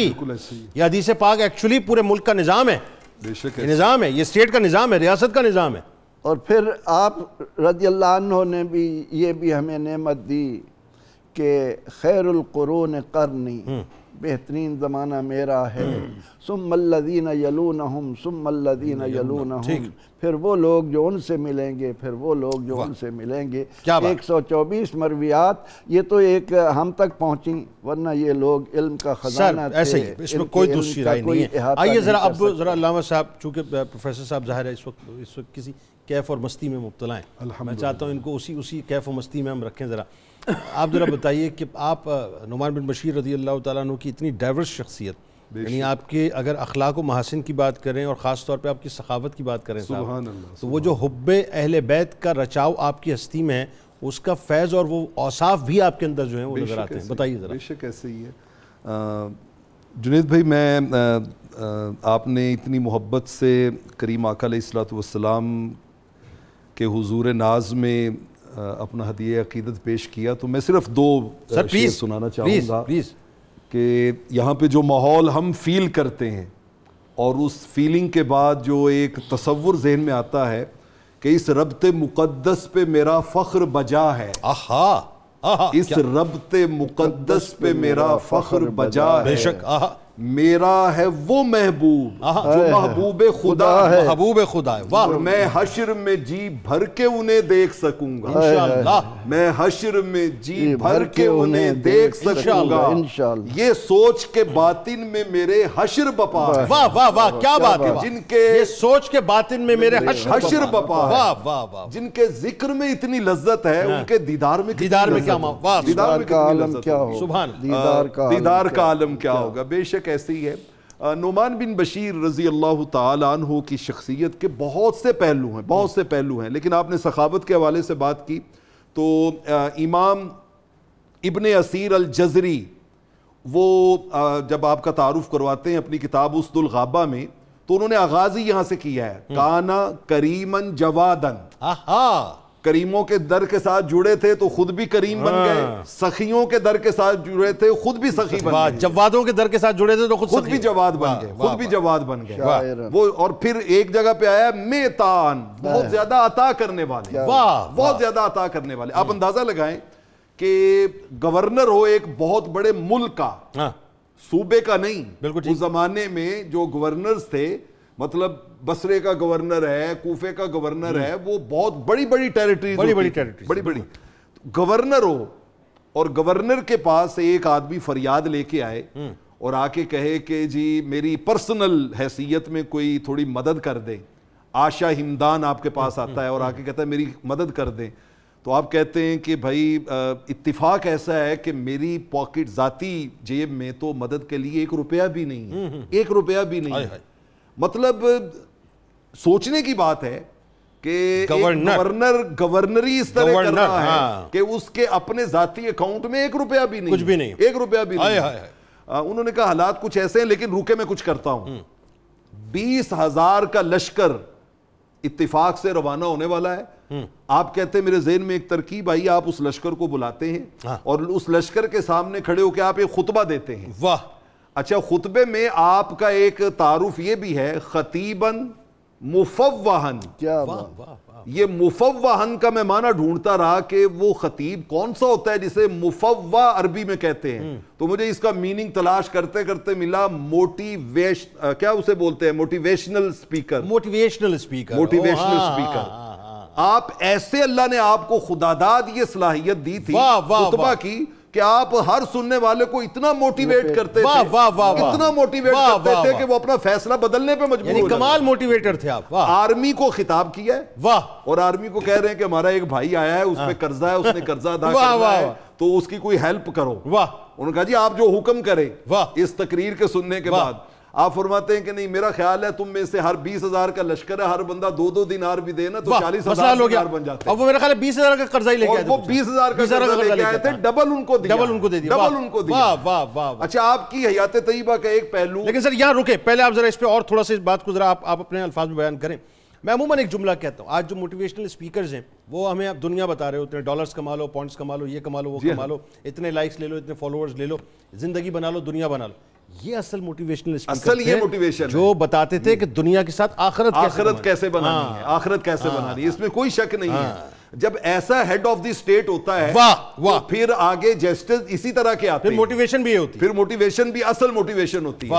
اچھا، یہاں پر آپ نے جس پہلو کی طرف اشارہ کیا، اہل بیت اطہار کے ساتھ آپ کی جو محبت ہے، آپ کا جو پیار ہے، اور اخلاق و محاسن کا بھی بتانا ہے آپ نے، یہ میں انہی میں عرض کرنے لگا ہوں کہ آپ کا ان کے ساتھ جو تعلق ہے.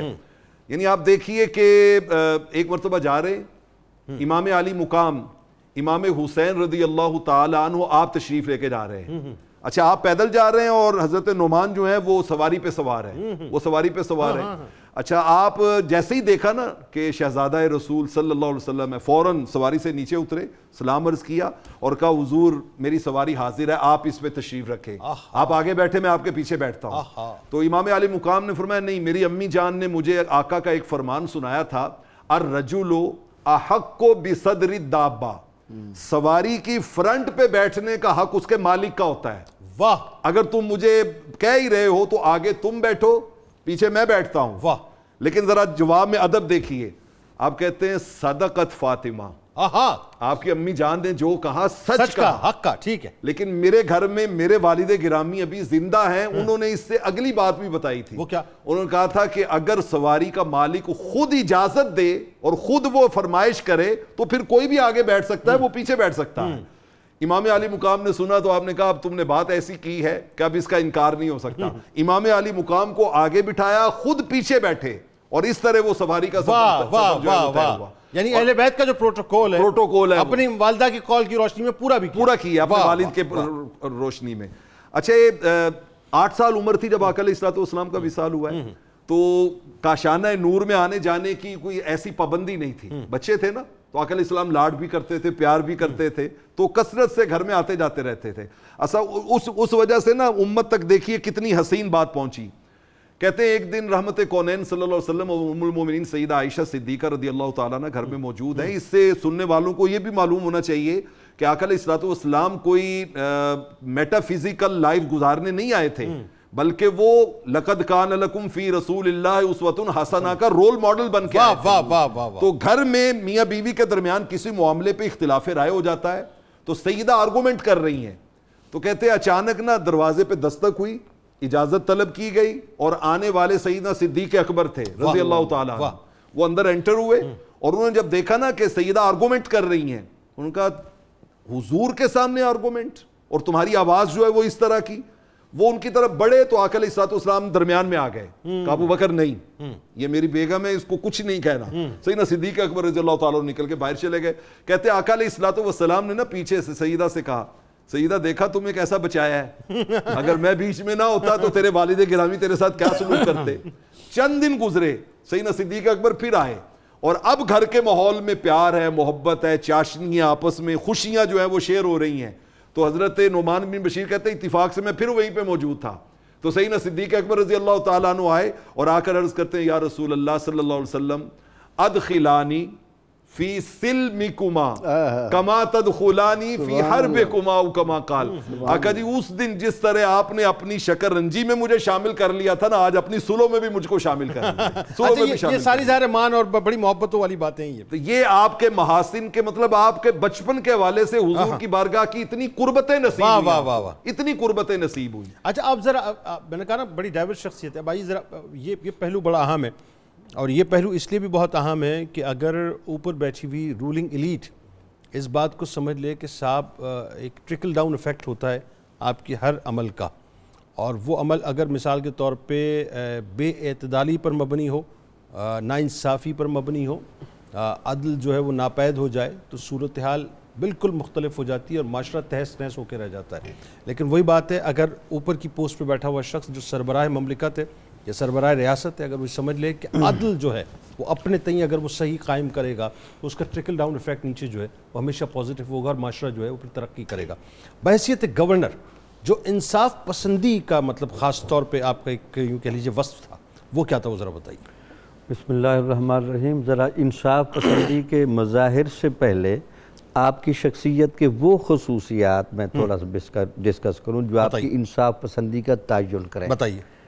ایک تو جیسے شروع میں کہا جا رہا ہے کہ بہت بڑے محدث تھے، بہت بڑے فقیہ تھے، اور فیصلہ کرتے ہوئے ان کے شاگرد لکھتے ہیں کہ اکثر کہتے تھے کہ یہ میں اللہ اور اس کے رسول کے فرمان کے مطابق فیصلہ کر رہا ہوں۔ واہ واہ واہ۔ اب حسن اتفاق سے ہم جن لوگوں کو یہ عہدے انصاف کے دیتے ہیں وہ اس کیپیسٹی میں نہیں ہوتے کہ اللہ اور اس کے رسول کے مطابق کیا حکم ہے، باقی چیزوں کو تو وہ بہت زیادہ جانتے ہیں۔ بالکل صحیح کہہ رہے ہیں۔ تو ایک تو یہ ان میں تھا، دوسرا یہ تھا کہ طبیعت کے اندر چونکہ بہت گہرائی تھی، بہت دقت نظری تھی، اور آپ حیران ہوں گے کہ ان کو جو عہدے دیے گئے یہ شام کے چیف جسٹس بھی رہے، اس کے علاوہ یہ یمن کے گورنر رہے، واہ، یہ حمص کے گورنر رہے۔ واہ۔ اس کے پیچھے بھی بنیادی فلسفہ یہی تھا کہ چونکہ اس وقت کیا کہنا چاہیے کہ مسائل کا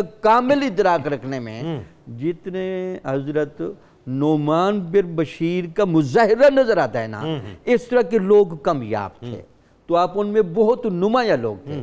اس لیے جب بھی فیصلہ آپ کے پاس آتا تو پہلے آپ بتاتے جی فیصلہ انصاف کے ساتھ ہوگا۔ واہ۔ اچھا یہاں میں ایک جملہ ویسے سمجھنے کے لیے کہہ دوں، کوئی شک نہیں انصاف کے معاملات چل رہے تھے، لیکن جو خلافت راشدہ کا انصاف تھا نا، چیزیں اس کے معیار سے تھوڑی سی ہٹ رہی تھیں، اس لیے آپ باقاعدہ کہتے تھے کہ قرآن و حدیث کے مطابق انصاف۔ واہ۔ اور ساتھ اس میں ایک رد بھی تھا، تو ہمیشہ یاد رکھے اس زمانے میں خوارج کے نام سے ایک جماعت نکلی تھی جن کا بہت زیادہ دفاع کیا گیا، مولا کائنات نے جو وہ کہتے تھے کہ ہمارے لیے صرف حجت ہے قرآن مجید۔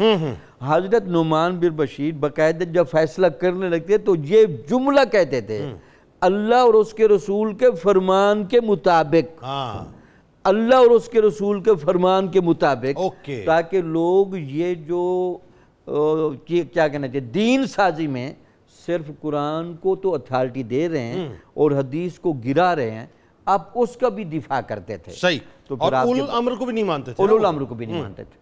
تو آپ کے ہاں کئی واقعات ہے سیاسی معاملات میں، اس کے علاوہ معاشی معاملات میں، اور اس کے علاوہ معاشرتی معاملات میں، تو ہر موقع پر آپ کے انصاف کا بہت بڑا مظاہرہ سامنے آیا۔ بالکل ٹھیک۔ ناظرین کرام، آپ ہمارے ساتھ جڑے ہوئے ہیں اور ظاہر گفتگو ہو رہی ہے، اور کیا کمال، یقیناً اس وقت ایک رچاؤ کے ساتھ باقاعدہ گفتگو حضرت نعمان بن بشیر رضی اللہ تعالیٰ عنہ کی بارگاہ میں ہو رہی ہے۔ ناظرین آپ بھی سحری کیجئے، ہم بھی سحری کرتے ہیں، اور جہاں ظاہر جن ممالک میں افطار ہو رہی ہے افطار کریں، انشاءاللہ لوٹتے ہیں اور سلسلے کو یہیں سے جوڑتے ہیں۔ آج کی رات بڑی قیمتی رات ہے، 29ویں شب ہے، 5ویں طاق رات ہے، ممکنہ شب قدر ہے۔ اللہ کو راضی کیجئے صاحب، باقی کچھ بھی نہیں ہے، وہ راضی ہو جائے گا نا، سب کچھ صحیح ہو جائے گا۔ ہم اس کو راضی نہیں کر رہے، باقی دنیا کو راضی کرنے میں لگے ہیں۔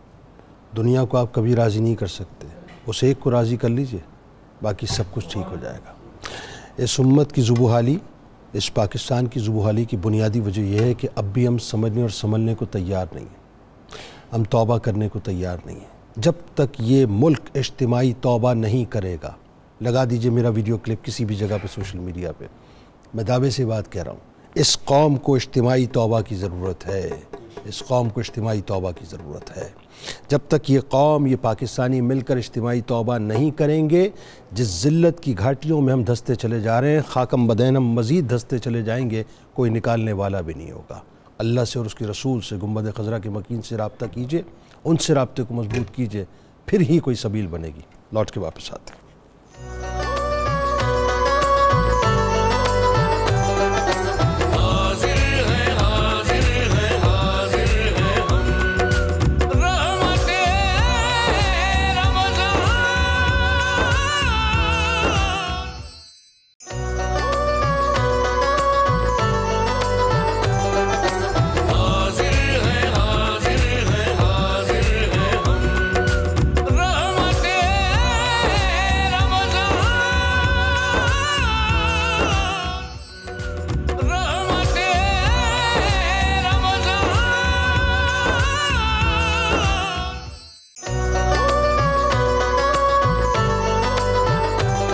جناب ایک بار پھر میں آپ کو خوش آمدید کہتا ہوں، اور الحمدللہ آج ہم نے اپنا 29واں روزہ بھی اختیار کر لیا۔ آلموسٹ 5ویں طاق رات، ممکنہ شب قدر اپنے اختتام پر ہے، اور حضرت نعمان بن بشیر رضی اللہ تعالیٰ عنہ کا تذکرہ پاک ہے۔ اب آپ کو بتلاتے ہیں صاحب کہ جو آپ کی شخصیت میں حب اہل بیت سے جو خاص طور پہ جو سرشاری تھی وہ کیسی تھی، بالخصوص جو واقعہ کربلا سے پہلے اور اس کے بعد آپ نے جو عظیم ترین کردار ادا کیا ہے، پروفیسر صاحب ذرا بتائیے اس بارے میں۔ بسم اللہ الرحمن الرحیم۔ سیدنا حضرت نعمان بن بشیر رضی اللہ عنہ کی اہل بیت اطہار کے ساتھ محبت کے ان پہلوؤں کو اجاگر کرنے کے لیے پہلی بات یہ جاننا چاہیے کہ رسول اکرم رحمت عالم صلی اللہ علیہ وسلم نے ایمان اور نفاق کا ایک معیار قائم فرما دیا تھا۔ بالکل ٹھیک ہے، اہل بیت سے محبت ایمان ہے، بالکل صحیح، اور ان سے بغض اور عداوت جو ہے وہ نفاق ہے۔ صحیح۔ پھر سیدنا فاروق اعظم رضی اللہ عنہ نے اپنے عہد خلافت میں جس طرح حب اہل بیت کو اہمیت دے کر ملت اسلامیہ کو ان کا شہدائی بنایا، وہ اپنی مثال آپ ہے۔ بے شک۔ اس کے بعد جب ہم دیکھتے ہیں کہ خلافت کے 30 سال مکمل ہوئے اور اسلامی ریاست کے ایک علاقے کے لوگوں نے چاہا کہ ہم اسی ڈگر پر آئیں، ہمیں وہی علی مرتضیٰ سیدنا فاروق اعظم رضی اللہ عنہما کا دور ملے، تو انہوں نے امام عالی مقام کو اپنے ہاں، امام حسین رضی اللہ عنہ کو اپنے ہاں آنے کی دعوت دی۔ سیدنا امام حسین رضی اللہ عنہ نے بڑے واقعات طویل ہیں، ان کی شدت پر، مطالبے کی شدت پر آپ نے حضرت مسلم بن عقیل رضی اللہ عنہ کو اپنے نمائندے کے طور پر کوفہ میں بھیجا، سفیر امام علی مقام بن کے گیا، اور اس وقت اتفاق یہ ہے کہ کوفہ میں سیدنا نعمان بن بشیر رضی اللہ عنہ موجود ہیں، وہ گورنر ہے، وہ گورنر ہیں، ٹھیک ہے، اور انہوں نے کہیں بھی مسلم بن عقیل رضی اللہ عنہ کے راستے میں روڑے اٹکانے یا ان کو تکلیف دینے کا سوچا ہی نہیں۔ سوال ہی نہیں۔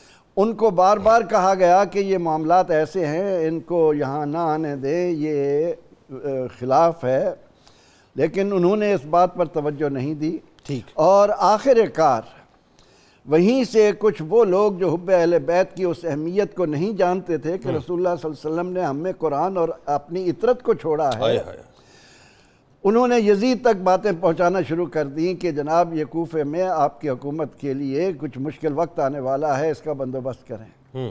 تو اس کے نتیجے میں عبید اللہ ابن زیاد کا انتخاب ہوا اور انہیں یہاں بھیجا گیا، اسے یہاں بھیجا۔ حضرت نعمان بن بشیر رضی اللہ عنہ نے اس پر کوئی کسی قسم کا، کیونکہ عالم تھے اور باعمل انسان تھے، اسلام کی روح کو جانتے تھے، اس وقت جو گورنر مقرر کیے جاتے تھے ان کے معیارات ہی کچھ اور تھے، تو آپ نعمان بن بشیر رضی اللہ عنہ نے بڑے ثابت قدمی، اولوالعزمی اور استقلال کے ساتھ اس بات کا مظاہرہ کیا کہ میرے ہاتھ سے اہل بیت اطہار کی محبت کا دامن نہ چھوٹے، ٹھیک ہے، مجھ سے کوئی ایسا کام نہ ہو کہ جس کی وجہ سے تاریخ میں یہ جانا جائے کہ میں نے بھی معاذ اللہ نفاق کی منزل میں قدم رکھ دیا تھا۔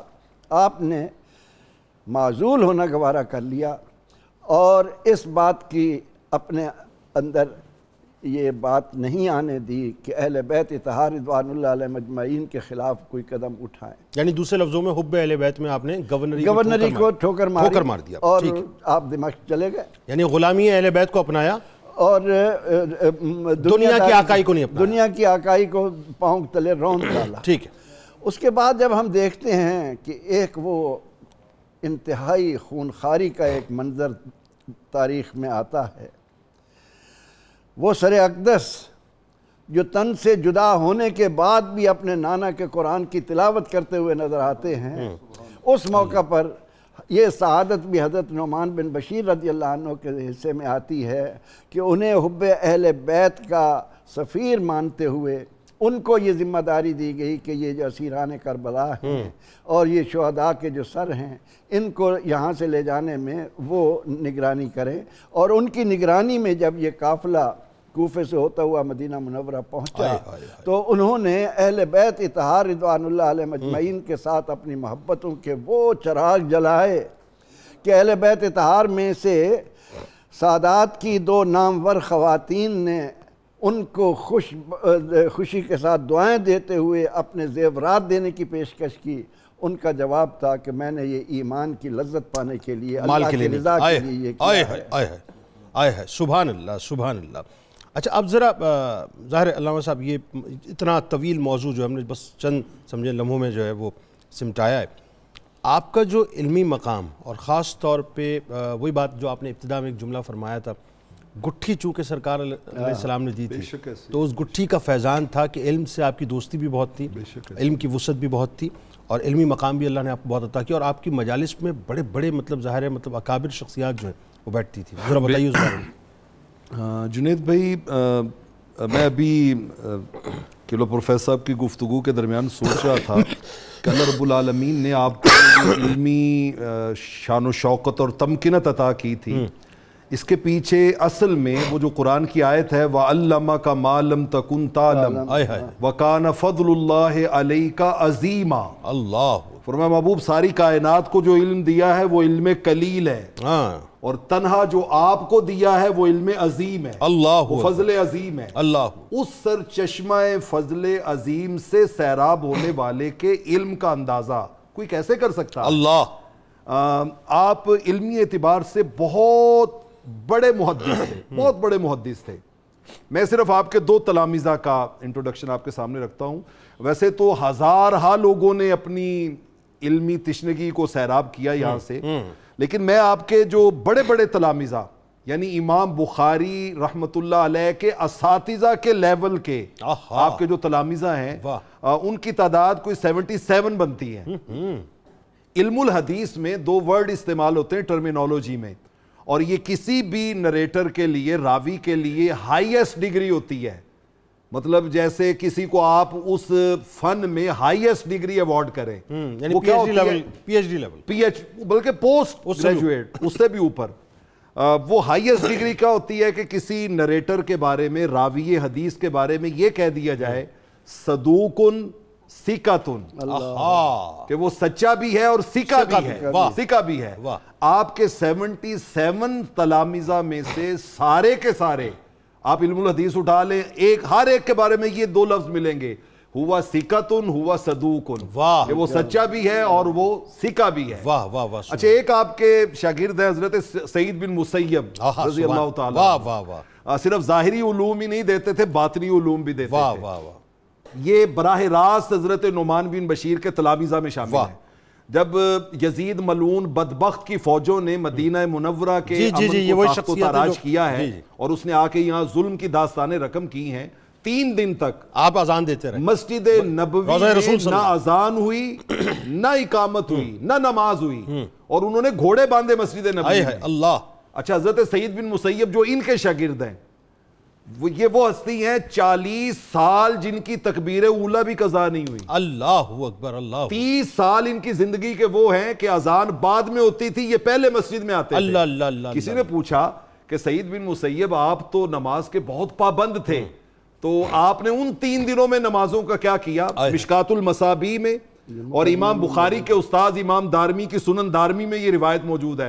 ان کا 3 دن خدا کی قسم میں نے 5 نمازیں با جماعت پڑھی. ان کا کیسے؟ ان کا قبر مصطفیٰ سے اذان کی آواز بھی آتی تھی، نماز کی آواز بھی آتی تھی. اللہ میں اس کے ساتھ نمازیں ادا کرتا. اللہ اکبر. اچھا دوسری طرف امام عامر الشعبی رضی اللہ تعالیٰ عنہ، آپ ذرا دیکھیے کہ نعمان بن بشیر کے شاگرد امام شعبی اور امام شعبی کے شاگرد امام اعظم ابو حنیفہ. اللہ اکبر.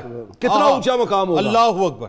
2 جملوں میں صرف میں ان کی ایک بات سناتا ہوں. ایک مرتبہ آپ کتاب المغازی حضور کے غزوات کو بیان کر رہے ہیں، حضرت عبداللہ ابن عمر وہاں سے گزرے، سیدنا فاروق اعظم کے نور نظر، جلیل القدر سے آپ عبداللہ ابن عمر بہت بڑا نام ہے، فقیہ مدینہ، وہاں سے گزرے تو دیکھا تو وہ حضرت امام عامر الشعبی کی گفتگو سن کے نا رک گئے اور وہ سنتے رہے غزوات کا بیان.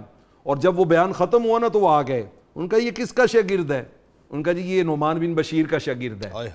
ان کا یار اس نے غزوات کو یوں ایکسپلین کیا ہے، کان ھذا کان معنا شاہدن، لگتا یہ ہے یہ ان جگہوں پہ ہمارے ساتھ تھا، ہمارے ساتھ تھا. اور یہ ٹریبیوٹ ان کے لیے بہت بڑا ہے. جس کے شاگرد کو عبداللہ ابن عمر جیسا بندہ یہ ٹریبیوٹ دے، اس کا اپنا مقام کیا ہوگا. کہ خدا کی قسم ہوا عالم منی واحفظ، غزوات میں شامل تھا لیکن ان کی ایک ایک بات کو اتنا میں نہیں جانتا جتنا نعمان بن بشیر کا شاگرد جانتا. اللہ، اتنا اونچا مقام کہ آپ نے علم کی خیرات اس طرح بانٹی ہے کہ ظاہری طور پر بھی لوگوں کو عزت عطا کی اور باطنی طور پہ بھی انہیں عظمت عطا کی. سبحان اللہ. اور آخر میں ڈاکٹر صاحب ظاہر شہید ابن شہید اور پھر آپ کے ماموں حضرت عبداللہ ابن رواحہ رضی اللہ تعالیٰ عنہ وہ بھی شہید، تو یہ تو بنیادی طور پہ شہیدوں کی جھرمٹ ہے جس میں آپ تشریف فرمائیں. بتائیے ذرا آپ کی شہادت. بسم اللہ الرحمن الرحیم. شروع میں ایک جملہ میں نے گزارش کی تھا، حسن انتخاب کا اور حسن اجتباء کا ایک بڑا سنگم اس خاندان میں نظر آتا ہے کہ اللہ تعالیٰ نے کیا چنیدگی کی اور فیوزات رکھے ہیں. تو روایات کے مطابق آپ کو شہید کیا گیا، اور آپ کے علم میں ہے کہ آپ کے شہادت کا واقعہ میں بعد میں بیان کرتا ہوں، آپ کے باقاعدہ والد بھی شہید ہوئے اور آپ کے ماموں بھی شہید ہوئے، ماشاءاللہ، اور یہ شہادت کے ان لمحات میں ان کو شہادت ملی جب ختم نبوت پر حملہ کیا جا رہا بالکل تھا۔ ایسا ہے۔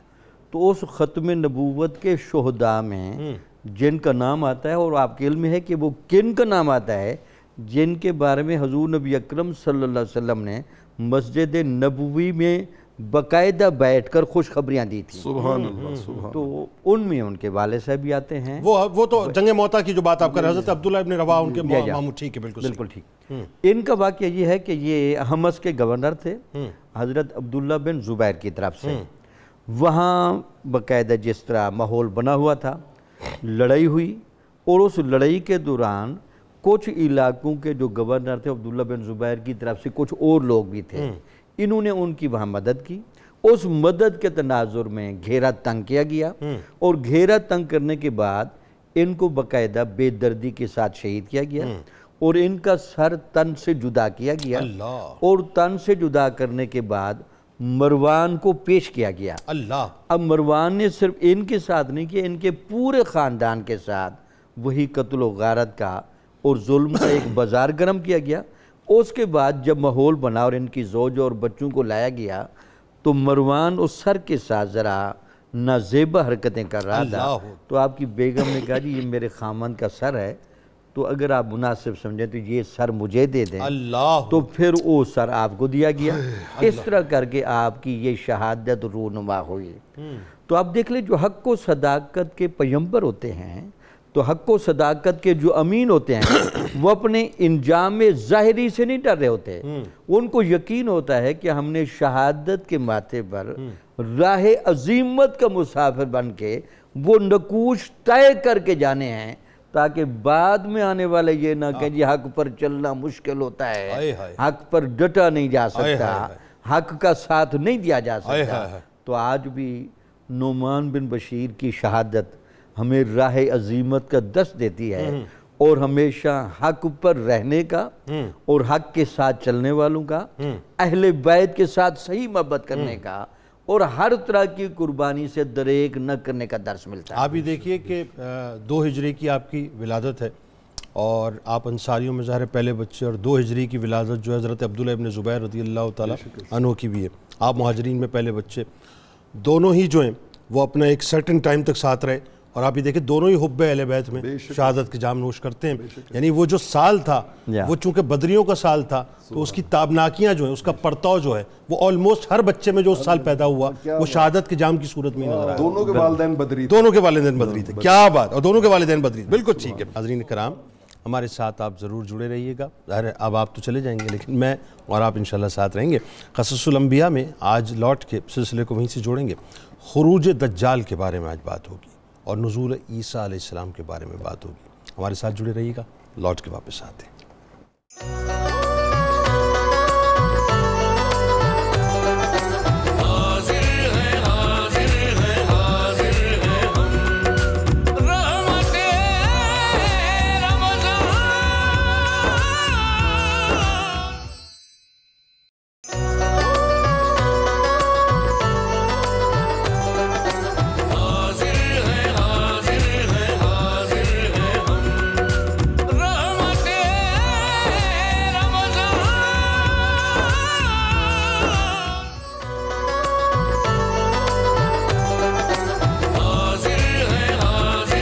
ایک بار پھر ناظرین میں آپ کو خوش آمدید کہتا ہوں۔ قصص الانبیاء میں کل ہم نے آغاز کیا تھا، ظاہر ہے جو علامات قیامت ہیں اس میں صغرا علامات کا کچھ ذکر ہوا تھا، اور کبرا علامات پہ ہم آئے تھے، اور آج سلسلے کو وہیں سے جوڑتے ہیں، یعنی خروج دجال اور نزول عیسیٰ علیہ السلام پہ بات کریں گے۔ ناظرین ذہن میں رکھیے کہ قیامت کی نشانیوں میں سے ایک بڑی نشانی دجال کا ظاہر ہونا ہے۔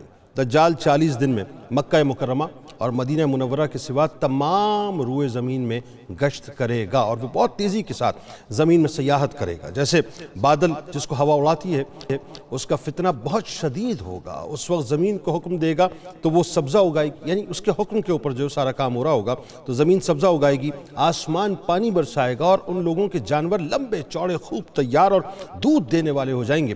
وہ ویرانے میں جائے گا تو وہاں کے دفینے شہد کی مکھیوں کی طرح ہجوم کرتے ہوئے اس کے ہمراہ چلیں گے، یعنی جتنے خزانے ہوں گے، دفینے ہوں گے، وہ اس کے ساتھ چل رہے ہوں گے۔ غرض یہ کہ اس طرح کے بہت سے شعبے وہ دکھائے گا۔ حقیقت میں ناظرین یہ سب جادو کے کرشمے ہوں گے اور شیاطین کے تماشے جن کا حقیقت سے کوئی تعلق نہ ہوگا۔ حضرت ابو ہریرہ رضی اللہ تعالیٰ عنہ سے روایت ہے، رسول اللہ صلی اللہ علیہ وآلہ وسلم نے فرمایا کہ کانا دجال مشرق کی طرف سے آئے گا اور اس کا ارادہ مدینہ پاک آنے کا ہوگا، اور وہ احد پہاڑ کے پیچھے تک آئے گا، پھر فرشتے اس کا رخ شام کی جانب پھیر دیں گے اور وہ وہیں ہلاک ہو جائے گا۔ اس وقت ناظرین دجال کی ہلاکت سے قبل ذہن میں رکھیے گا مدینہ منورہ میں 3 زلزلے آئیں گے کہ وہاں کے جو لوگ ہوں گے بظاہر مسلمان بنے ہوں گے، حقیقت میں کافر ہوں گے، اور جو علم الہی میں دجال پر ایمان لا کر کافر ہونے والے ہوں گے۔ ان زلزلوں کے خوف سے شہر سے باہر بھاگیں گے اور ان کے فتنے میں مبتلا ہو جائیں گے، یعنی اس کے فتنے میں باقاعدہ وہ مبتلا ہو جائیں گے۔ دجال کے ساتھ ناظرین یہود کی فوجیں ہوں گی باقاعدہ، اور اس کی پیشانی پر کاف الف فیرے یعنی کافر لکھا ہوگا، جس کو ہر مسلمان پڑھے گا مگر کافر کو وہ دکھائی نہ دے گا۔ جب وہ ساری دنیا میں پھر کر ناظرین ملک شام جائے گا، اس وقت حضرت عیسیٰ علیہ السلام آسمان سے جامع مسجد دمشق کے مشرقی مینار پہ نزول فرمائیں گے، اور وہ وقت عین نماز فجر کا وقت ہوگا۔ نماز کے وقت اقامت ہو چکی ہوگی، حضرت امام مہدی علیہ السلام نماز ادا کروائیں گے، اور آپ کی امامت میں حضرت عیسیٰ علیہ السلام جو ہیں باقاعدہ نماز ادا کریں گے۔ دجال لعین حضرت عیسیٰ علیہ السلام کی سانسوں کی خوشبو سے پگھلنا شروع ہوگا جیسے پانی میں نمک پگھلتا ہے۔ اور میں آپ کو بتاؤں ناظرین یہ جو منظر نامہ یہ بڑا حسین ہوگا حضرت عیسیٰ علیہ السلام کا۔ آپ بیسکلی جو فرشتے ہیں ان کے پروں پر اپنے دست مبارک رکھ کے باقاعدہ آسمان سے اتریں گے، کیونکہ ہمارا یہ عقیدہ ہے کہ نہ وہ مصلوب کیے گئے نہ وہ شہید اور قتل کیے گئے، بلکہ وہ اللہ تبارک و تعالیٰ کی بارگاہ یعنی اسی انداز سے وہ آسمانوں پہ اٹھا لیے گئے ہیں، اور محشر سے پہلے یعنی علامات قیامت میں جو کبریٰ علامات ہیں ناظرین اس میں ایک یہ ہے کہ آپ باقاعدہ اتارے جائیں گے، اور دجال آپ ہی کے سامنے یعنی آپ ہی کے ذریعے سے واصل جہنم ہوگا۔ حضرت عیسیٰ علیہ السلام کی ناظرین جو سانس ہوگی اس کی خوشبو جو ہے وہ حد نگاہ یعنی جہاں تک نگاہ جائے گی وہاں تک آپ کی سانس کی خوشبو پہنچے گی۔ دجال باقاعدہ اس بھاگے گا، حضرت عیسیٰ علیہ السلام اس کا تعقب فرمائیں گے اور اس کی پیٹھ میں نیزہ ماریں گے اور اس کو ہلاک کر دیں گے۔ یعنی ذہن میں رکھیے گا یہ اتنا بڑا فتنہ ہے ناظرین جس کے بارے میں نبی کریم صلی اللہ علیہ وآلہ وسلم نے باقاعدہ بار امت کو تلقین بھی فرمائی اور تنبیہ بھی فرمائی۔ حضرت شام بن عامر رضی اللہ تعالیٰ عنہ فرماتے ہیں میں نے رسول اللہ صلی اللہ علیہ وآلہ وسلم کو فرماتے ہوئے سنا ہے کہ حضرت آدم علیہ السلام سے لے کر قیامت تک اللہ کی مخلوق میں فتنہ دجال سے برا اور کوئی فتنہ نہیں ہوگا۔ حضرت عبداللہ بن عمر رضی اللہ تعالیٰ عنہ سے روایت ہے حضور نبی کریم صلی اللہ علیہ وآلہ وسلم نے ارشاد فرمایا کہ وادی مرقنات کی اس سرزمین شور میں دجال پڑاؤ ڈالے گا تو اس کی طرف نکل آنے والوں کی اکثریت عورتوں کی ہوگی، یہاں تک کہ آدمی اپنی بیوی، بہن، بیٹی اور پھپھی کو اس کے خوف سے رسی میں جکڑ دے گا کہ کہیں وہ اس کے پاس نہ نکل بھاگے۔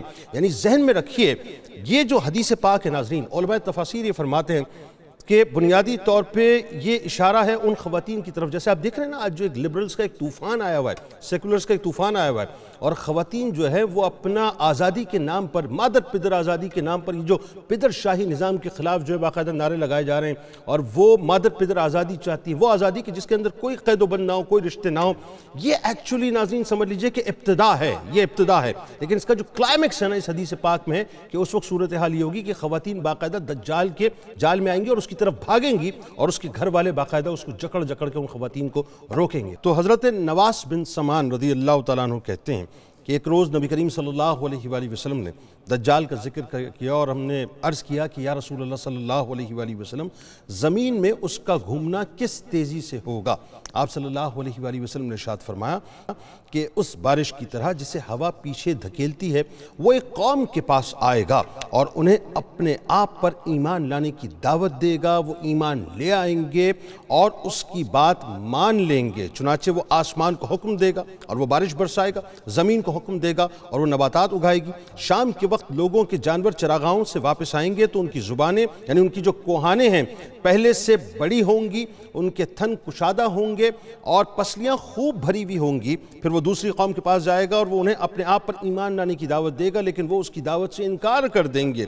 چنانچہ دجال وہاں سے چلا جائے گا اور ان پر قحط سالی مسلط ہو جائے گی اور ان کے مالوں میں سے کچھ بھی ان کے پاس نہ رہے گا۔ پھر دجال ویران مقام کی طرف چلا جائے گا اور زمین کو حکم دے گا کہ اپنے خزانے اگل دے، تو زمین اپنے خزانے اس طرح نکال کر اکٹھا کر دے گی جس طرح شہد کی مکھیاں بڑی مکھیوں کے گرد ہجوم کرتی ہیں۔ ناظرین ذرا فتنے پہ غور کیجئے کہ کتنا شدید فتنہ ہوگا دجال کا۔ سیدہ اسماء بنت یزید رضی اللہ تعالیٰ عنہ نے فرمایا کہ حضور نبی کریم صلی اللہ علیہ وآلہ وسلم میرے گھر پر تشریف فرما تھے تو آپ نے دجال کا ذکر کرتے ہوئے فرمایا اس سے پہلے 3 سال ہیں۔ پہلے سال آسمان تہائی بارش روک لے گا اور زمین تہائی نباتات، دوسرے سال آسمان 2 تہائی بارش روک لے گا اور زمین 2 تہائی نباتات، اور تیسرے سال آسمان ساری بارش روک لے گا اور زمین سارے نباتات۔ اس وقت کھروں والا اور دانتوں والا کوئی جانور باقی نہ رہے گا مگر وہ ہلاک ہو جائے گا۔ اور اس کے فتنے کی بہت بڑی یہ بات ہوگی کہ دجال ایک اعرابی کے پاس آ کر کہے گا کہ اگر میں تیرے اونٹوں کو زندہ کر دوں تو تو کیا کہے گا کہ میں تیرا رب ہوں؟ وہ کہے گا کیوں نہیں۔ پس شیطان اس کے اونٹوں کی شکل اختیار کر لیں گے، جیسے تھن تھے اس سے بھی زیادہ خوبصورت اور ایسے اونٹ کے جن کے بہت ہی بڑے کوہان۔ فرمایا کہ ایک شخص اس کے پاس آئے گا جس کا بھائی اور باپ مر گیا ہوگا۔ دجال اس کا کہ بتا اگر میں تیرے باپ اور بھائی کو زندہ کر دوں تو کیا تو جان لے گا کہ میں تیرا رب ہوں؟ وہ کہے گا کیوں نہیں۔ پس شیطان اس کے بھائی اور باپ کی شکل اختیار کر لے گا۔ راوی کا بیان ہے ناظرین پھر رسول کریم صلی اللہ علیہ وآلہ وسلم کسی کام کے باعث تشریف لے گئے، پھر واپس تشریف لائے اور لوگ یہ باتیں سن کر رنج و غم میں مبتلا تھے تو آپ صلی اللہ علیہ وآلہ وسلم نے دروازے کے دونوں بازو پکڑ کر فرمایا اسماء کیا ہے؟ وہ عرض گزار ہوئی یا رسول اللہ صلی اللہ علیہ وآلہ وسلم۔ آپ صلی اللہ علیہ وآلہ وسلم نے دجال کا ذکر کر کے ہمارے دل نکال دیے۔ یعنی آپ ذرا اندازہ کیجئے ناظرین کہ یہ میں اس وقت آپ کو بیان کر رہا ہوں نا، یہ بیان کرتے وقت میری اس وقت روح کہاں پڑی ہے جس وقت رسول کریم صلی اللہ علیہ وآلہ وسلم نے یہ تمام مناظر دجال کے حوالے سے یا جو واقعات بیان کیے ہوں گے، صحابہ کرام رضوان اللہ تعالیٰ علیہ مجمعین کی کیا کیفیت ہوتی ہوگی؟ تو آپ نے عرض کیا کہ یا رسول اللہ صلی اللہ علیہ وآلہ وسلم مطلب دجال کا ذکر سن کے تو ہمارے دل نکل گئے۔ آپ صلی اللہ علیہ وآلہ وسلم نے فرمایا کہ کیسے نکل سکتے ہیں جبکہ میں زندہ ہوں اور اس سے جھگڑنے والا میں ہوں اور میرے بعد میرا رب ہر ایمان والے کا محافظ ہے۔ میں عرض گزار ہوں یا رسول اللہ صلی اللہ علیہ وآلہ وسلم ہم آٹا گھونتے ہیں اور روٹیاں پکانے نہیں پاتے کہ بھوک تنگ کرنے لگتی ہے تو اس وقت مسلمانوں کا کیا حال ہوگا؟ فرمایا کہ وہی کفایت کرے گا جو آسمان والوں کو تسبیح و تقدیس کے ذریعے کفایت کرتا ہے۔ حضرت ام شریک رضی اللہ تعالیٰ عنہ سے روایت ہے کہ رسول اللہ صلی اللہ علیہ وآلہ وسلم نے فرمایا کہ لوگ دجال سے بھاگتے ہوئے ایک پہاڑ پر جا پہنچیں گے۔ حضرت ام شریک رضی اللہ تعالیٰ عنہ بیان کرتی ہیں کہ میں عرض گزار ہوئی یا رسول اللہ صلی اللہ علیہ وآلہ وسلم ان دنوں عرب کہاں ہوں گے؟ فرمایا وہ تعداد میں کم ہوں گے۔ دجال کے فتنوں سے محفوظ رہنے کے لیے ناظرین رسول کریم صلی اللہ علیہ وآلہ وسلم نے امت کو تلقین فرمائی ہے کہ دجال ایسے ساز و سامان کے ساتھ لیس ہو کر نکلے گا جس کو دیکھ کے لوگ شبے میں پڑ جائیں گے اور اس کو مومن سمجھ کر اس کی پیروی کے لیے آگے بڑھیں گے۔ تو چاہیے کہ جس کو اس بات کا پتہ چلے کہ دجال کا خروج ہو گیا ہے تو وہ کوشش کرے کہ اس کا دجال سے آمنا سامنا نہ ہو۔ ایک بات ذہن میں رہے ناظرین کہ دجال خطہ زمین پر جس جگہ جانا چاہے گا جا سکے گا مگر اللہ رب العزت اس وقت مکہ اور مدینہ پاک کو محفوظ رکھے گا، یعنی وہ اس میں داخل ہونے کی قدرت نہیں رکھے گا۔ حضرت ابوبکر صدیق رضی اللہ تعالیٰ عنہ سے روایت ہے نبی کریم صلی اللہ علیہ وآلہ وسلم نے فرمایا کہ دجال کا روب مدینہ پاک میں یعنی داخل نہیں ہو پائے گا۔ ان دنوں مدینہ پاک کے 7 دروازے ہوں گے اور ہر دروازے پر 2 فرشتے ہوں گے جو قاعدہ مدینہ پاک کی محافظت کریں گے۔ حضرت ابو سعید خدری رضی اللہ تعالیٰ عنہ سے روایت ہے رسول اللہ صلی اللہ علیہ وآلہ وسلم نے فرمایا کہ دجال آئے گا اور اس پر مدینہ منورہ کے راستوں میں داخل ہونا حرام ہوگا، پس وہ مدینہ منورہ کے نزدیک ایک نشیبی جگہ میں اترے گا اور اس کی طرف ایک آدمی نکلے گا جو لوگوں سے بہتر ہوگا یا بہتر لوگوں سے ہوگا اور کہے گا کہ میں گواہی دیتا ہوں کہ تو دجال ہے جس کا رسول پاک صلی اللہ علیہ وآلہ وسلم نے ہم سے ذکر فرمایا تھا۔ دجال کہے گا کہ بتاؤ اگر اسے قتل کر کے پھر زندہ کر دوں تو کیا میرے معاملے میں تمہیں کوئی شک ہوگا؟ وہ کہے گا نہیں، پس وہ قتل کر کے پھر زندہ کر دے گا۔ وہ شخص کہے گا خدا کی قسم آج تیرے متعلق مجھے اور زیادہ بصیرت حاصل ہوئی، پس دجال اسے قتل کرنا چاہے گا لیکن اب اس پر قابو نہ پا سکے گا۔ حضرت نواس بن سمان رضی اللہ تعالیٰ عنہ بیان کرتے ہیں کہ ایک مرتبہ رسول کریم صلی اللہ علیہ وآلہ وسلم نے دجال کا ذکر فرمایا اور ہمیں نصیحت فرمائی کہ اے اللہ کے بندو ثابت قدم رہنا، ثابت قدم رہنا۔ ہم نے عرض کیا کہ یا رسول اللہ صلی اللہ علیہ وآلہ وسلم دجال کتنے عرصے تک زمین میں رہے گا؟ آپ صلی اللہ علیہ وآلہ وسلم نے ارشاد فرمایا کہ 40 روز۔ ناظرین کرام 40 ڈیز جو ہے وہ دجال زمین میں رہے گا، جس کا پہلا دن 1 سال کے برابر ہوگا، دوسرا دن 1 مہینے کے برابر ہوگا، تیسرا روز اس کا ہفتے کے برابر ہوگا، اس کے بعد 37 روز تمہارے شب و روز کے برابر ہوں گے۔ ہم نے عرض کیا یا رسول اللہ صلی اللہ علیہ وآلہ وسلم پہلا دن جو 1 سال کے برابر ہوگا اس میں ایک دن کی 5 نمازیں ہی کافی ہوں گی؟ آپ صلی اللہ علیہ وآلہ وسلم نے فرمایا اپنے شب و روز کا اندازہ کر کے پورے سال کی نمازیں پڑھنا۔ سیدنا ابو ہریرہ رضی اللہ تعالیٰ عنہ بیان کرتے ہیں حضور نبی کریم صلی اللہ علیہ وآلہ وسلم نے ارشاد فرمایا کہ جب تم میں سے کوئی آدمی تشہد پڑھے تو اسے 4 چیزوں سے اللہ کی پناہ مانگنی چاہیے۔ وہ 4 چیزیں ناظرین یہ ہیں: اے اللہ میں عذاب جہنم سے، عذاب قبر سے، زندگی کے فتنے سے اور دجال مسیح کے فتنے کے شر سے جو ہے تیری پناہ مانگتا ہوں۔ حضرت نواس بن سمان رضی اللہ تعالیٰ عنہ بیان کرتے ہیں کہ ایک دن حبیب مکرم صلی اللہ علیہ وآلہ وسلم نے دجال کا ذکر کیا اور فرمایا کہ پھر اللہ تعالیٰ کے نبی سیدنا عیسیٰ علیہ السلام ان لوگوں کے پاس تشریف لائیں گے جنہیں اللہ تعالیٰ نے فتنہ دجال سے بچا لیا ہوگا، انہیں تسلی دیں گے اور انہیں ان درجات سے آگاہ کریں گے جو اللہ تبارک و تعالیٰ نے ان کے لیے جنت میں تیار کر رکھے ہیں۔ حضرت عمران بن حسین رضی اللہ تعالیٰ عنہ کہتے ہیں رسول اللہ صلی اللہ علیہ وآلہ وسلم نے فرمایا کہ میری امت سے ایک جماعت حق کی خاطر ہمیشہ جہاد کرتی رہے گی اور غالب رہے گی، اس پر جو ان سے یعنی مسلمانوں سے دشمنی رکھے گا حتیٰ کہ میری امت کا آخری گروہ مسیح دجال کے لشکر سے جہاد کرے گا۔ حضرت نوح بن سریم رضی اللہ تعالیٰ عنہ بیان کرتے ہیں کہ رسول اللہ صلی اللہ علیہ وآلہ وسلم نے فرمایا کہ تم لوگ مشرکوں سے جنگ کرو گے حتیٰ کہ تمہارے لشکر سے باقی ماندہ لوگ دجال سے جنگ کریں گے۔ دریائے اردن پر تم لوگ مشرقی کنارے پر ہوگے، یعنی جارڈن کی بات ہو رہی ہے، اور دجال کا لشکر مغربی کنارے پر ہوگا۔ ناظرین کرام ثعبان رضی اللہ تعالیٰ عنہ بیان کرتے ہیں کہ رسول اکرم صلی اللہ علیہ وآلہ وسلم نے ارشاد فرمایا کہ میری امت کی 2 جماعتوں کو اللہ تبارک و تعالیٰ آگ سے محفوظ فرمائے گا۔ توجہ سے سن لیں یہ 2 جماعتیں کون سی ہیں؟ ایک جماعت وہ جو ہندوستان کے خلاف جہاد کرے گی، یہاں پر بیسیکلی غزوہ ہند کی بشارت سنن نسائی میں دی گئی ہے۔ ناظرین ذہن میں رکھیے گا، ذہن میں رکھیے گا، آج نہیں کل، کل نہیں پرسوں، ایک وقت آئے گا ضرور صاحب کہ ذرا مجھے اگر کیمرہ دکھائیں، اسی سرزمین سے جو ہے بنیادی طور پہ غزوہ ہند کے لوگ اٹھیں گے، یعنی وہ جو مجاہدین ہیں وہ اسی زمین سے اٹھنے ہیں انشاءاللہ، اس بیلٹ سے بھی اٹھیں گے اور اس غزوہ ہند میں شامل ہوں گے کہ جہاں ہندوستان کے بادشاہوں کو باقاعدہ بیڑیوں میں جکڑ کے حضرت امام مہدی علیہ السلام کی بارگاہ میں لے جایا جائے گا، کیونکہ وہاں سے ایک کمک آئے گی، ایک کمک وہاں سے چلے گی اور ایک کمک یہاں سے اٹھے گی، افغانستان سے اٹھے گی، یعنی خراسان کا جو پورا بیلٹ ہے وہاں سے اٹھے گی، اور یہ ہونا ہے صاحب، یہ ہونا ہے۔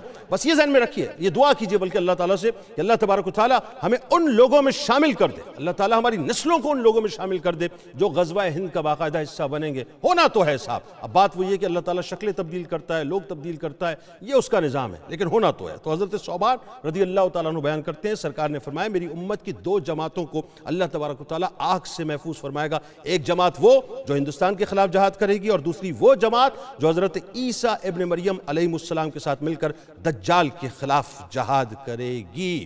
ناظرین کرام قیامت کی نشانیوں کا جو سلسلہ ہے وہ بھی جاری و ساری ہے، اگر زندگی رہی اور اگر کل بھی انشاءاللہ سحری ہوئی تو دوبارہ حاضر ہوں گے، سلسلے کو یہیں سے جوڑیں گے اور شام کو آپ سے ملاقات تو ہو ہی رہی ہے انشاءاللہ 4 بجے افطار کی خصوصی براہ راست نشریات میں۔ اس دعا، اس امید، اس یقین کے ساتھ اجازت دیں، اللہ تعالیٰ آپ کا، ہمارا، ہم سب کا حامی و ناصر ہو۔ اللہ حافظ۔